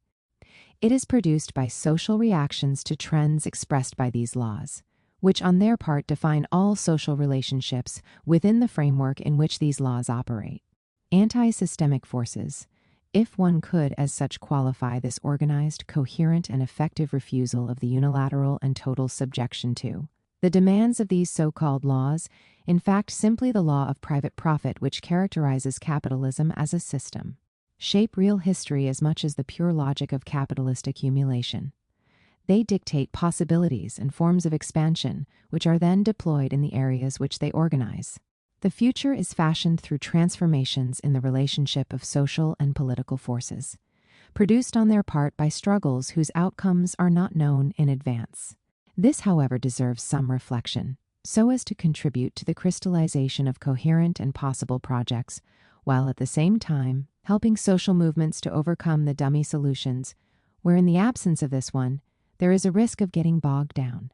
There are, of course, various interests and visions of the social and political forces under consideration expressed through different spokespersons. These can be, as presently, the unilateral spokespersons for the interests of the dominant transnationalization of capitalism in countries, within the imperialist triad, or its subordinate comprador allies in countries within the periphery. In this situation, the role of most countries has been reduced to the maintenance of internal order, while the superpower, the United States, solely exerts the responsibilities of a type of a pseudo-world state. The United States thus alone disposes of a greater margin of autonomy, while the others have nothing. Apparently, the development of social struggles can bring to power hegemonic blocs different from those governing the globalized neoliberal order in place, based on compromises between social interests, known to be diverse and divergent. Compromise blocs of capital labor in capitalist countries, national popular democratic blocs, that is to say anti-compradors in the peripheries. In such a situation, the state has more possibilities. It is necessary to note that such evolutions can happen, for better or for worse. I will add here that there are also national interests, which legitimately recognize the establishment of a multipolar world order. These national interests are usually voiced by ruling governments to justify their own specific options. Political experts of the geopolitical setup at times such interests as invariants inherited from geography and history. This does not cancel the fact that they exist and play a role in determining the geometry of alliances and international conflicts, increasing and limiting, at the same time, the marginal activity of states. The ancient world systems have always been multipolar, even if such multipolarity has never truly or generally been equal till date. For this reason, hegemony has always been a desired ambition of states rather than a reality. These hegemonies, even when they did exist, were always relative and temporal. Partners of the multipolar world of the 6th century, extended till 1945, were exclusively the major powers during the period. Within the contemporary world of the triad, there are probably those who still cherish fond memories of this period and a return to this system of balance of powers. This is not the multipolarity desired by the vast majority of the planet 85-teen, the multipolar world brought about by the Russian and Chinese revolutions and later dictated partially by the liberation movements in Asia and Africa was of a different nature. I am not hereby analyzing the period after the Second World War in the conventional terms of the bipolarity and of the Cold War, which does not give the progress of the countries of the South during the period the respect it deserves. I am rather analyzing this multipolarity within the terms of the conflict of basic civilization, which, beyond distorting ideological expressions, deals with the conflict between capitalism and the possibility of its being eroded by socialism. The ambition of the people of the peripheries, whether they staged a socialist revolution or not, to abolish the effects of polarization produced by capitalist expansion, falls within an anti-capitalist perspective. Multipolarity is thus synonymous with the real autonomy margin of states. This margin will be used in a given manner as defined by the social content of the state in question. The Bandung period, 1955 to 1975, in this way enabled countries of Asia and Africa to forge new ways, which I have described as auto-centered development and delinking, coherent with the national populist project of powers resulting from national liberation. There is certainly a link between the internal conditions defined by the National Social Liberation Alliance at the root of the specific project of the country concerned and the favorable external conditions The East-West conflict was neutralizing the aggressiveness of imperialism. I speak here of autonomy, which is by definition relative independence, whose shortcomings are jointly determined by the nature of the national project and by the authorized action margin within the global system. This is because it remains very present and oppressive. Globalization is not a strange thing. For this reason, there is a tendency in schools of international political economy and of global economy to challenge the importance of this action margin and reduce it to naught. This indicates that within the globalization system of all times, the total determines the parts. I prefer an analysis in terms of complementarity, conflictuality, which resituates all the powers in relation to the autonomy of national and international social and political struggles. The aftermath of the war, 1945 to 1980, is now history. The collective, imperialist project within the triad is currently being deployed United States, Europe, Japan, with the hegemony of the United States, which abolishes the autonomy of the countries of the South and greatly reduces those of countries associated with Washington within the imperialist triad. The current moment is characterized by the deployment of a North American hegemony project at the international level. This project is the only one that occupies the center stage today. There is no longer a counter-project to limit the areas subjected to the control of the United States, as was the case during the bipolar period 1945. To 1990, beyond its original ambiguities, the European project itself is fading out. Countries of the South, the Group of 77, the non-aligned, which had the ambition during the Bandung period, 1955 to 1975, to mount a common front against Western imperialism, have renounced it, China itself.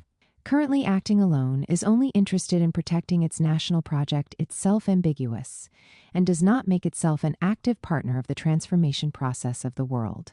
The collective imperialism of the triad is the result of a real evolution of the production system of capitalist countries, which has not produced the emergence of a transnationalized capitalism as the work of Hart and Negri tends to claim, but the solidarity of the national oligopolies of countries of the system expressed in their desire to jointly control the world for their own self-interests and profit. But if the economy, understood as the unilateral expression of the demands of the dominant segments of capitalism, brings together countries within the triad, politics divides their nations.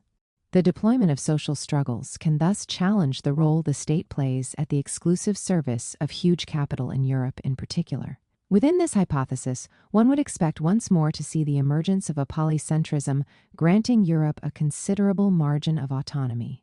But the deployment of the European project does not fall within this framework, needed to bring Washington back to reason.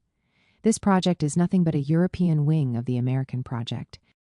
The setting up project is one of a Europe that is implanted in its double neoliberal and Atlanticist options.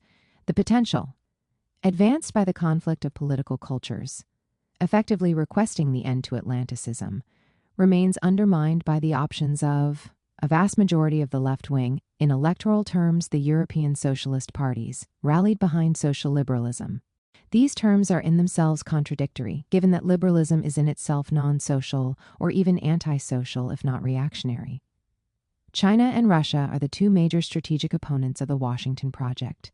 The ruling governments in these three countries are becoming more and more conscious of this, but they give the impression that they can operate without directly hurting the administration of the United States, or even tapping into the friendship of the United States in conflicts opposing them to one state or the other.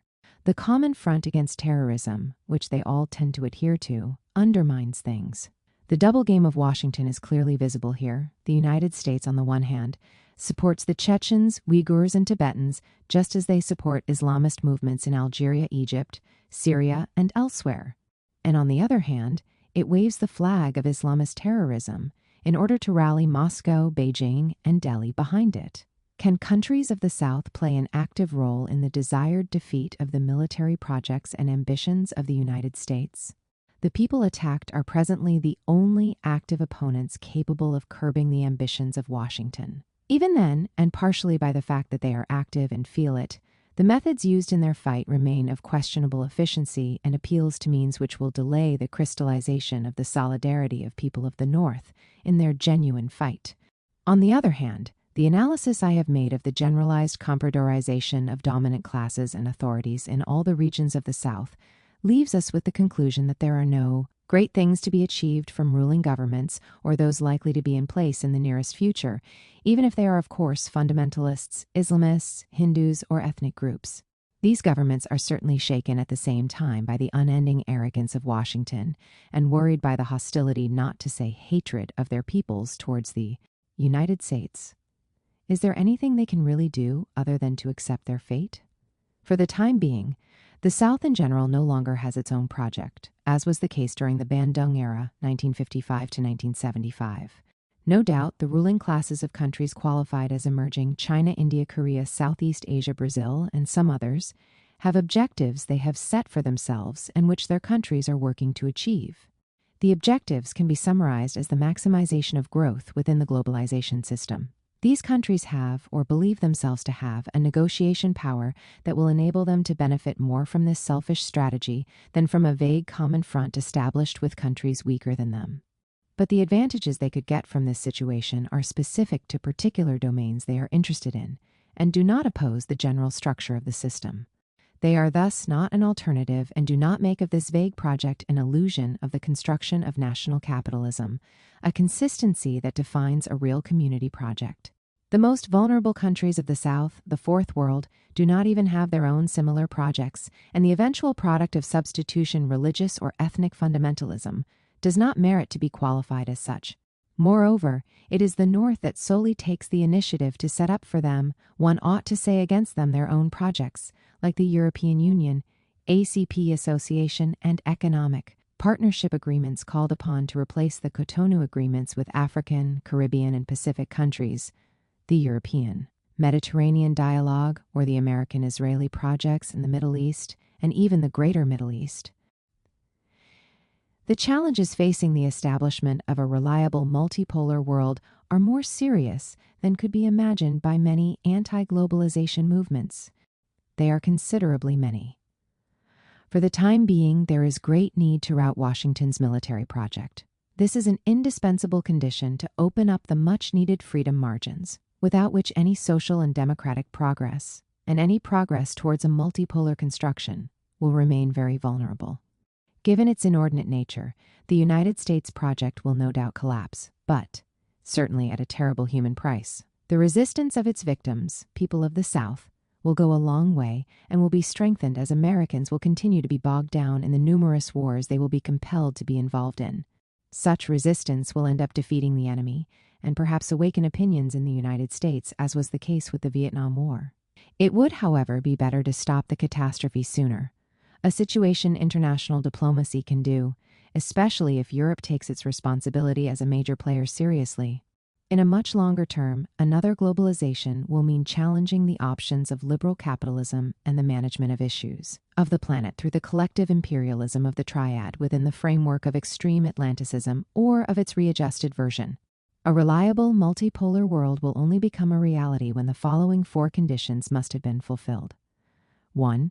Europe should truly embrace the social path of another Europe, and thus be committed to the long transition to global socialism, and should start dissociating from its imperialist past and present.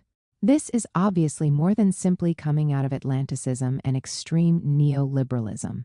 Indeed, there is a variety of bourgeois nationalist, fascist, and social imperialist reactions to neoliberalism that are more in line with the underlying class forces in European societies than socialist internationalism. 2. In China, market socialism should triumph over strong trends of the illusory construction of national capitalism, which will be impossible to stabilize as it excludes the majority of workers and the rural population. 3. Countries of the South, people and states should be able to build a common front, which will enable movement margins of popular social classes not only to impose concessions in their favor, but also to transform the nature of the ruling governments, replacing dominant comprador blocs with national, popular, and democratic ones. 4. At the level of the reorganization of the systems of national and international rights, there should be progress both in the respect for national sovereignty by moving from the sovereignty of nations to that of the people, and individual, collective, political, and social rights, towards a revival of the Bandung spirit and the reconstruction of a front of non-aligned countries on globalization. The first wave of revival among the states and nations of Asia and Africa, which shaped major changes in the history of humankind, organized itself. In the Bandung spirit, in the framework of countries who were not aligned on colonialism and neocolonialism, the pattern of globalization at that time. This fast first assessment of Bandung does not exclude a critical analysis of the variety of visions of the countries involved with respect to their relations of subordination to Western imperialism. Now, the same nations, together with those of Latin America and the Caribbean, are challenged by neoliberal globalization, which is no less imbalanced by nature. Therefore, they must unite to face the challenge successfully, as they did in the past. They will, in that perspective, feed a new wave of revival and progress on the three continents. NAM united only the nations of Asia and Africa. The states of Latin America, with the exception of Cuba, abstained from joining the organization. Reasons for that failure have been recorded. 1 Latin American countries were formally independent since the beginning of the 19th century and did not share the struggles of Asian and African nations to reconquer their sovereignty. 2 U.S. domination of the continent through the Monroe Doctrine was not challenged by any of the state powers in office except Cuba. The Organization of American States included the master, the U.S., and was qualified for that reason by Cuba as the Ministry of Colonies of the U.S. 3. The ruling classes of European origin looked at Europe and the U.S. as models to be copied. For those reasons, the attempt to build a tricontinental consensus did not succeed. The Bandung movement was joined only by movements of struggle, often armed struggle, and was rejected by all state powers on the continent at that time. Things have changed. 1. The countries of Latin America and the Caribbean have recently established their own organization, CELAC, the Community of Latin American and Caribbean States, excluding the U.S. and Canada, and have therefore formally rejected the Monroe Doctrine. 2 new popular movements have created a consciousness of the plurinational character of their societies, people having Native American, European, and African ancestors. 3. These movements have also initiated strategies of liberation from the yoke of neoliberalism with some success that may surpass in some respects what has been achieved elsewhere in the South. Therefore, the revival of NAM must now include them and so become a tricontinental front. The axis around which the states and nations of the three continents should organize their solidarity and struggle can be formulated as building a common front against unbalanced neoliberal imperialist globalization. We have seen that the states that met in the context of Bandung held different views with respect to the ways and means of defeating imperialist domination and advancing the construction of their societies. Yet they were able to overcome those differences in order to successfully face the common challenge. The same is true today. The ruling powers on the three continents, as well as popular movements of struggle, differ to a wide extent when it comes to the preferred ways and means to face the renewed, but essentially the same challenges. In some countries, sovereign projects have been developed, which associate active state policies aimed at systematically constructing a consistent, national, integrated, modern industrial system of production, supported by an aggressive export capacity. Views with respect to the degree, format, and eventual regulation of opening to foreign capital and financial flows. Of all kinds, foreign direct investments, portfolio investments, and speculative financial investments differ from country to country and from time to time. Policies pursued with respect to access to land and other natural resources also reflect a wide spectrum of different choices and priorities. We find similar differences in the programs and actions of popular movements of struggle against the official systems of power. Their priorities cover a wide spectrum: democratic rights, social rights, ecological care, gender, economic policies, access to land, and more. In a few cases, attempts have been made to bring these different demands together into a common strategic plan of action. In most cases, little has been achieved in that perspective. Such a wide variety of situations and attitudes creates problems for all, and may even generate conflicts between states and/or between partners in struggle. So what can be done? Sovereign projects in the perspective of a negotiated globalization. A national sovereign project implies the concept and implementation of a set of consistent national policies aimed at walking on two legs. 1. Constructing an integrated auto-centered industrial system of production. 2. Moving towards policies to revive and modernize peasant agriculture. And 3. Articulating these two goals into a consistent, comprehensive plan of action. Constructing an integrated, comprehensive industrial system of production implies that each industry is conceived in order to become a major provider of inputs and/or a major outlet for other industries. That concept conflicts with neoliberal dogma, which is based on the exclusive criterion of profitability for each industrial establishment considered separately from others. This concept has led to the dismantling of some industrial systems constructed previously in the former Soviet Union, Eastern Europe, and some countries of the Global South, and to subordinating what remains of them to the status of subcontractors for the further global expansion of giant transnational corporations operated by financial capital from the US, some Western European countries, and Japan. My alternative concept implies state intervention, that is, state planning, managing an independent national financial system with a view to prioritizing finance for the construction of industries in the framework of budget constraints to avoid inflation and the growth of foreign debt. Systems of taxation should be conceived in order to support the deployment of this project. Eventually, foreign direct investments should be required to negotiate conditions that reinforce the national project rather than annihilating it. Defining policies aimed at reviving peasant agriculture should reduce migration out of rural areas at rates that do not allow these populations to be absorbed by urban industrial development.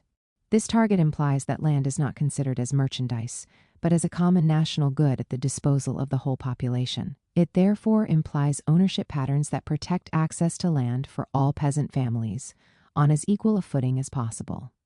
Another target is to ensure national food sovereignty. This vision again conflicts with neoliberal dogmas and policies of so-called agricultural development based on the massive dispossession of peasants to the benefit of agribusiness, large landowners, and a minority of rich peasants. A number of priority industries should support the modernization of peasant agriculture by providing requested inputs and offering goods for consumption. Such plans for the revival of rural life should be developed for a large majority of countries in Asia and Africa, as well as in Latin America, whenever. The rural population still represents a significant proportion of the total population, 30% or more, and should be adjusted to the specificities of each national case. The first goal of such sovereign projects should be ensuring social progress for the vast majorities of working classes and reducing inequalities. The concept of neoliberal rule of an unregulated market, which is supposed to generate social justice through the windfall effects of the expansion of markets, is undermined in practice by ongoing inequality. The second goal is to create objective, favorable conditions for the invention of participatory democracy. Electoral representative democracy has been too often associated with social disaster and, consequently, has already lost its credibility within wide segments of these societies. The third goal is to prepare the ground for global negotiations offering countries of the South and the former East chances to become active, equal partners in the reconstruction of a pattern of negotiated globalization that resists hegemony. Practically speaking, achieving these three goals means opening channels for a debate with citizens, trade unions, and other organizations of authentic popular civil society, resulting into a plan for state support of projects of comprehensive industrialization, and opening channels with peasant popular organizations with a view to defining a plan of action for the revival of rural peasant agriculture. These are the first concrete steps we can take towards achieving the ambitious goals set out in this chapter. The Agrarian Question, a century after October 1917. In the North, an efficient capitalist family agriculture, modern family agriculture, dominant in Western Europe and in the United States, has clearly shown its superiority compared with other forms of agricultural production. Annual production per worker, the equivalent of 1,000 to 2,000 tons of cereal, has no equal, and it has enabled a minimum proportion of the active population, about 5%, to supply the whole country abundantly and even produce exportable surpluses. Modern family agriculture has also shown an exceptional capacity for absorbing innovations and much flexibility in adapting to the demand. This agriculture does not share that specific characteristic of capitalism, its main mode of labor organization. In the factory, the number of workers enables an advanced division of labor, which is at the origin of the leap in productivity. In the agricultural family business, labor supply is reduced to one or two individuals, the farming couple, sometimes helped by one, two, or three associates or permanent laborers, but also, in certain cases, a larger number of seasonal workers, particularly for the harvesting of fruit and vegetables. Generally speaking, there is not a definitively fixed division of labor, the tasks being polyvalent and variable. In this sense, family agriculture is not capitalist. However, this modern family agriculture constituted an inseparable part of the capitalist economy into which it is totally integrated. The efficiency of the agricultural family business is due to its modern equipment. They possess 90% of the tractors and other agricultural equipment in use in the world. These machines are bought, often on credit, by the farmers and are therefore their property. In the logic of capitalism, the farmer is both a worker and a capitalist, and his income should correspond to the sum of the wages for his work and the profit from his ownership of the capital being used. But it is not so. The net income of farmers is comparable to the average wage earned in industry in the same country. The state intervention and regulation policies in Europe and in the United States, where this form of agriculture dominates, have as their declared objective the aim of ensuring through subsidies the equality of peasant and worker incomes. The profits from the capital used by farmers are therefore collected by segments of industrial and financial capital further up the food chain. In actual fact, therefore, the agricultural family unit, efficient as it is only a subcontractor, caught in the pincers between upstream agro-business which imposes selected seeds today, GMOs tomorrow, industry, which supplies the equipment and chemical products, finance, which provides the necessary credits, and downstream in the commercialization of the supermarkets.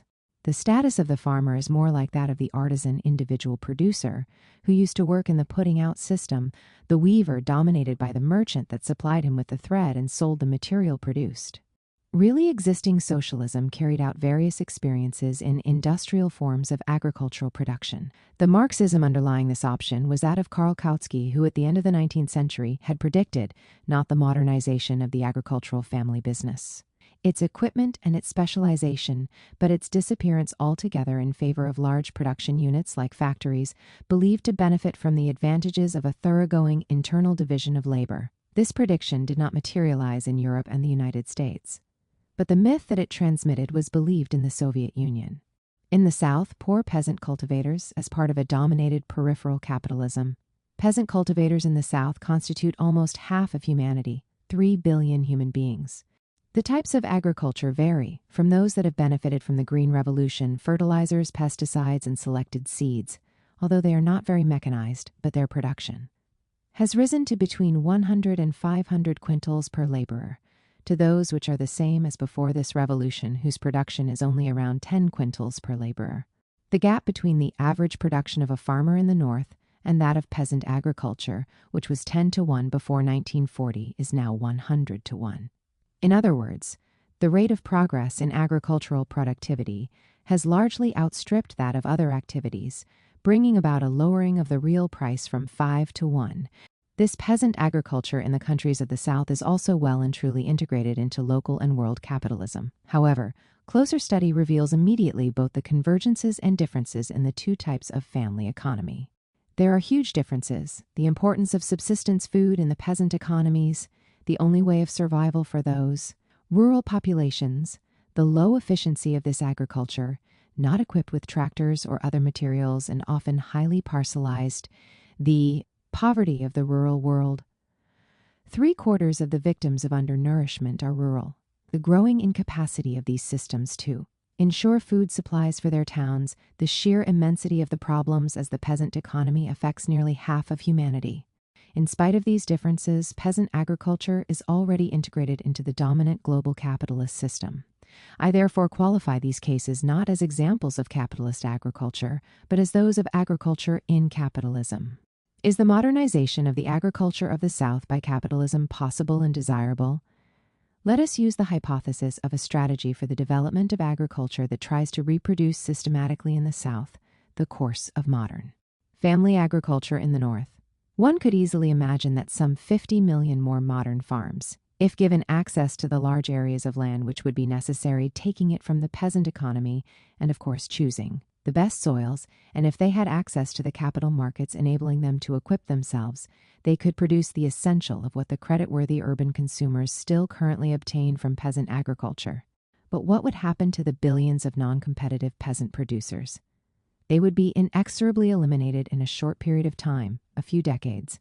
What would happen to these billions of human beings, most of them already the poorest of the poor, but who feed themselves, for better and/or for worse, and for a third of them, for worse? Within a time horizon of 50 years, no industrial development, more or less competitive, even in a far-fetched hypothesis of a continual yearly growth of 7% for 3/4 of humanity, could absorb even a third of this labor reserve. Capitalism, by its nature, cannot resolve the peasant question. The only prospects it can offer are a planet full of slums and billions of too many human beings. We have therefore reached the point when, to open up a new field for the expansion of capital, the modernization of agricultural production, it is necessary to destroy, in human terms, entire societies.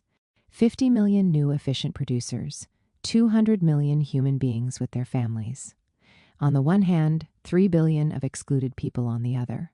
The creative aspect of the operation would be only a drop of water in the ocean of destruction that it requires. I thus conclude that capitalism has entered into its phase of declining senility. The logic of the system is no longer able to ensure the simple survival of humanity. Capitalism is becoming barbaric and leads directly to genocide. Therefore, is capitalist modernization path as effective as the conventional economists claim? Let us imagine that, in this way, we can double production from an index of 100 to one of 200, but that this is obtained by the elimination of 80% of the surplus rural population, the index of the number of active cultivators falling from 100 to 20. The apparent gain, measured by the growth of production per active producer, is considerable. It is multiplied by 10. But if it is seen in terms of the rural population as a whole, it is only multiplied by 2. Therefore, it is necessary to distribute freely all this growth in production in order simply to keep alive the peasants who have been eliminated and cannot find alternative work in the towns. This was what Marx wrote concerning the pauperization associated with the accumulation of capital. So, what's to be done? It is necessary to accept the maintenance of peasant agriculture for all the visible future of the 21st century, not for reasons of romantic nostalgia for the past, but quite simply because the solution of the problem is to overtake the logics that drive capitalism and to participate in the long, secular transition to world socialism. Land tenure reform is at the heart of the choices concerning the future of peasant societies. The main issue of the debate on the future of peasant agricultures concerns the question of the rules governing the access to land. Land tenure systems based on the private ownership of land. In this case, the owner disposes of, to use the terms of Roman law, the usus right to develop, the fructus ownership of the products of this exploitation, and the abusus the right to transfer ownership. This right is absolute in that the owner can cultivate his land himself, he can rent it out, or he can even keep it out of cultivation. Ownership can be given or sold. It is part of a collection of assets deriving from the rights of inheritance.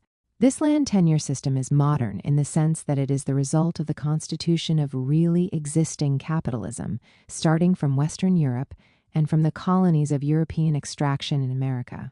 It was set up through the destruction of the customary systems of regulating access to the land in Europe itself. The statutes of feudal Europe were founded on the superimposing of rights on the same land, those of the peasant concerned, and other members of the village community, serfs or freedmen, those of the feudal lord and those of the king.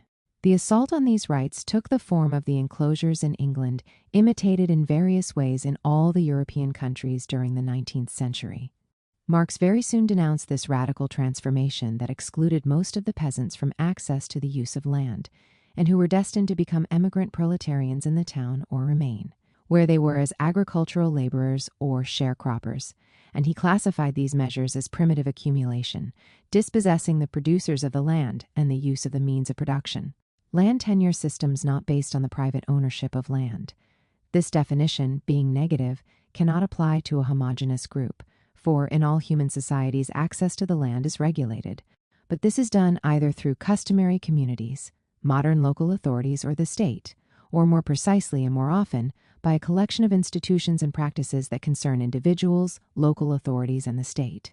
The customary management has almost always excluded private ownership and always guaranteed access to the land to all the families concerned, that is, those who constitute a distinct village community and identify themselves as such. But it hardly gave equal access to the land.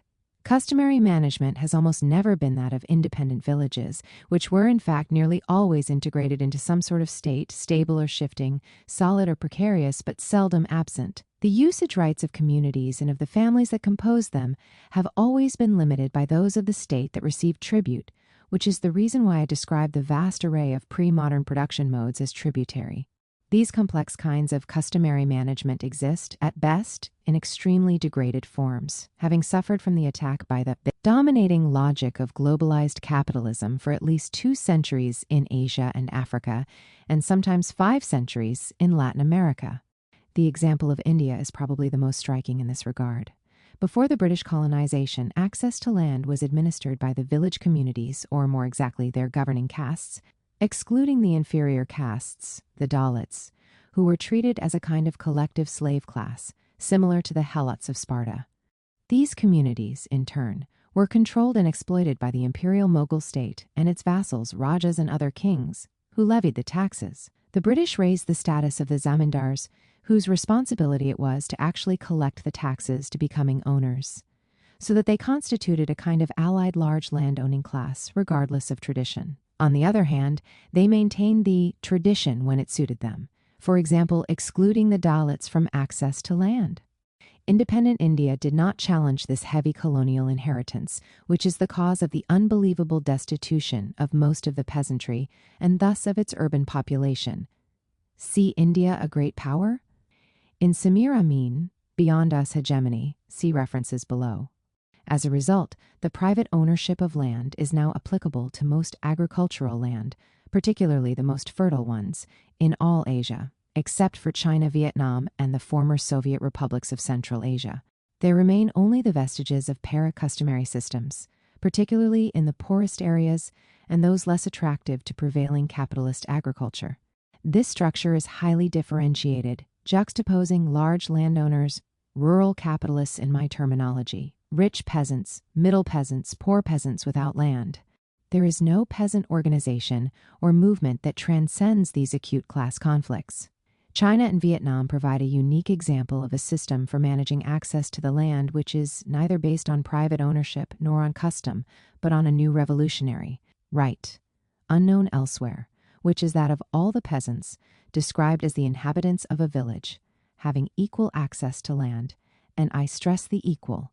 This is the most beautiful acquisition of the Chinese and Vietnamese revolutions.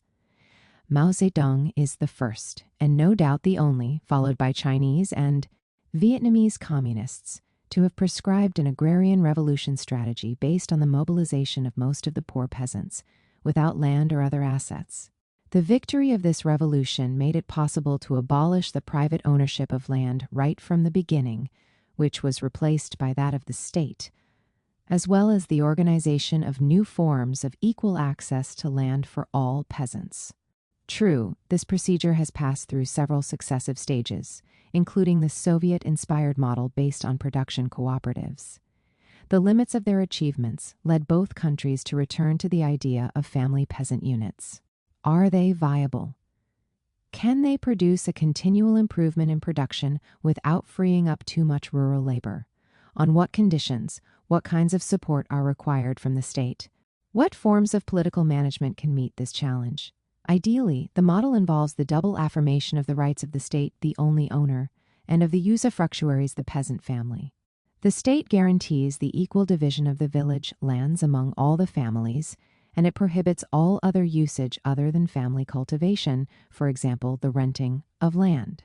It guarantees that the result of investments made by the usufructuaries are given back to them immediately through their right of ownership of all the produce of their land, which are marketed freely, although the state guarantees purchase at a minimum price. On the longer term, the children who remain on the land can inherit from the usufructuaries. Those who definitively leave the place lose their right to the land, which reverts to the lands for future redistribution. This is the case, of course, for fertile land, but also for the small, even dwarf-sized plots, so that the system is only viable if there is vertical investment. The Green Revolution without much mechanization, which proves as effective in increasing production through rural activities as horizontal investment, extension of the holdings, supported by intensified mechanization. Not only one formula for peasant alternatives. Agrarian reform should be understood as the redistribution of private ownership when it is considered to be unequally distributed. It is a land tenure system that is based on the principle of ownership. This reform becomes necessary both to satisfy the demand perfectly legitimate from poor and landless peasants and to reduce the political and social power of the large landowners. But where it is implemented, in Asia and Africa, after the liberation of old forms of imperialist and colonial domination, it has been carried out by hegemonic non-revolutionary social blocs who were not governed by the dominated and poor majority classes. The exceptions were in China and Vietnam, where, also for this reason, there had not been an agrarian reform in the strict sense of the term, but, as I have said, private ownership of land was suppressed, the principle of state ownership was affirmed, and the equal access to the use of land by all the peasants was put into operation. Elsewhere, real reforms only dispossess the large landowners to the profit, finally, of the middle and even rich long-term peasants, ignoring the interests of the poor and those without land. That was the case in Egypt and in other Arab countries. The reform underway in Zimbabwe risks ending up in the same way. In other situations, reform is always on the agenda of what should be done. In India, in Southeast Asia, in South Africa, and in Kenya. The progress created by agrarian reform, even where it exists as an immediate and essential requirement, is nevertheless ambiguous for its more long-term implications. For it reinforces attachment to small property, which becomes an obstacle to the questioning of a land tenure system based on private ownership. Russia's history illustrates this drama. The developments that followed the abolition of serfdom, which took place in 1861, which were accelerated by the Revolution of 1905 because Stolypin's policies had already produced a claim for ownership that was finally fulfilled in the radical agrarian reform after the 1917 revolution.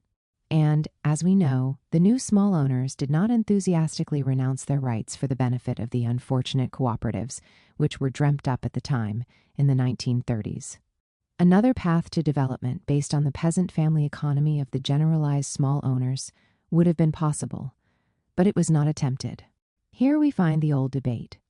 Towards the end of the 19th century, Marx, in his correspondence with the Russian Narodniks Berezasulik, among others, dared to say that the absence of private ownership could constitute an advantage for the socialist revolution, enabling a leap forward towards a regime for managing the access to land other than the one governed by private ownership. But he did not specify what forms this new regime should take, the adjective collective, correct as it was, being insufficient. 20 years later, Lenin believed this possibility no longer existed, eliminated by the penetration of capitalism and the spirit of private ownership that accompanied it. Was this a correct assessment? I cannot say, as I do not know enough about Russia. However, Lenin was hardly able to give decisive importance to this question, having accepted the viewpoint of Kautsky in the agrarian question. The question came up again in the 1960s, when Africa attained its independence. The national liberation movements of the continents, the states, and the state parties which it had produced received, in different degrees, the support of the peasant majorities of their peoples. Their natural tendency to populism was to imagine a specific African path to socialism. This could be described as very moderately radical in its relationships, both with dominant capitalism and with the local classes associated with its expansion. Nevertheless, it posed the question of reconstruction of peasant society in a humanist and universalist spirit. This spirit was often very critical of traditions that the foreign masters had in fact been trying to mobilize for their own profit. What the dominant discourse at the moment means by reform of the land tenure system is the exact opposite of what is required for the building of an authentic alternative based on a prosperous peasant economy. What this discourse, conveyed by the propaganda instruments of collective imperialism, the World Bank, many development institutions, but also a number of NGOs that are richly endowed, means by land reform is the acceleration of the privatization of land, and nothing more. The aim is clear: to create the conditions that would enable some modern islands of agribusiness, foreign and local, to take over the land they require to expand. But the supplementary produce that these islands could supply for export or for local effective demand could never meet the needs for building a prosperous society for all, which would involve the development of the peasant family economy as a whole. Need to define role of the state in land reform. We refer the reader to the writings of Jacques Berthelot on these questions. He is the best and most critical analyst of the projects to integrate agricultural and food production into the world markets. We shall just mention the conclusions and most important proposals that we have reached. It is not possible to accept that agricultural and food production, as well as land, be treated as ordinary goods, and thus allow them to be integrated into the project of globalized liberalization promoted by the dominant powers and transnationalized capital. The WTO agenda must be rejected. The alternative consists of national policies to reconstruct national funds for stabilization and support for production, completed by the establishment of common international funds for basic products, enabling an effective alternative reorganization of the international markets of agricultural products. The peasants of Asia and Africa organized themselves during the stage prior to the liberation struggles of their peoples. They found their place in the strong historical blocks which made it possible to win victory over the imperialism of the time. These blocks were sometimes revolutionary China and Vietnam, and they then had their main rural bases in the majority classes of middle peasants and poor landless peasants. Or elsewhere, they were led by the national bourgeoisie or sectors who aspired to become so among the rich and middle peasants, thus isolating the large landowners in some places, and the customary chieftainries in the pay of the colonizers. That page of history having been turned, the challenge of the new. Collective imperialism of the triad United States, Europe, and Japan will only be got rid of if historical blocks are constituted in Asia and Africa. But this cannot be a remake of the preceding blocks. The challenge faced by the so-called alternative world movement and its constitutive components of social forums is to identify, in the new conditions, the nature of these blocks, their strategies, and immediate and long-term objectives. This is a far more serious challenge than is realized by many of the movements committed to the struggles. The challenge, which is to base development on renewing peasant societies, has many dimensions. I will just call attention here to the conditions for constructing the necessary and possible political alliances that will enable progress to be made towards solutions in the interests of the worker peasants, of course, to all the problems that are posed. Access to the land and to the means to develop it properly. Reasonable wages for peasant work, improvement of wages parallel to the productivity of this work, appropriate regulation of the markets at the national, regional, and world levels. I myself am not so naive as to think that all the interests that these alliances represent can naturally converge. In all peasant societies, there are the rich and the poor, who are often without land. The conditions of access to land result from different historical experiences which, in some, have rooted aspirations to ownership in people's minds, while in others, it is to protect the access to land of the greatest number. The relationships of the peasantries to state power are also the result of different political paths, particularly as concerns the national liberation. Movements of Asia and Africa, populisms, peasant democracies, state anti-peasant autocracies show the diversity of people's heritages. The way in which international markets are run favor some, penalize others. These divergences of interest are sometimes echoed in many of the peasant movements, and often in the divergences of the political strategies adopted.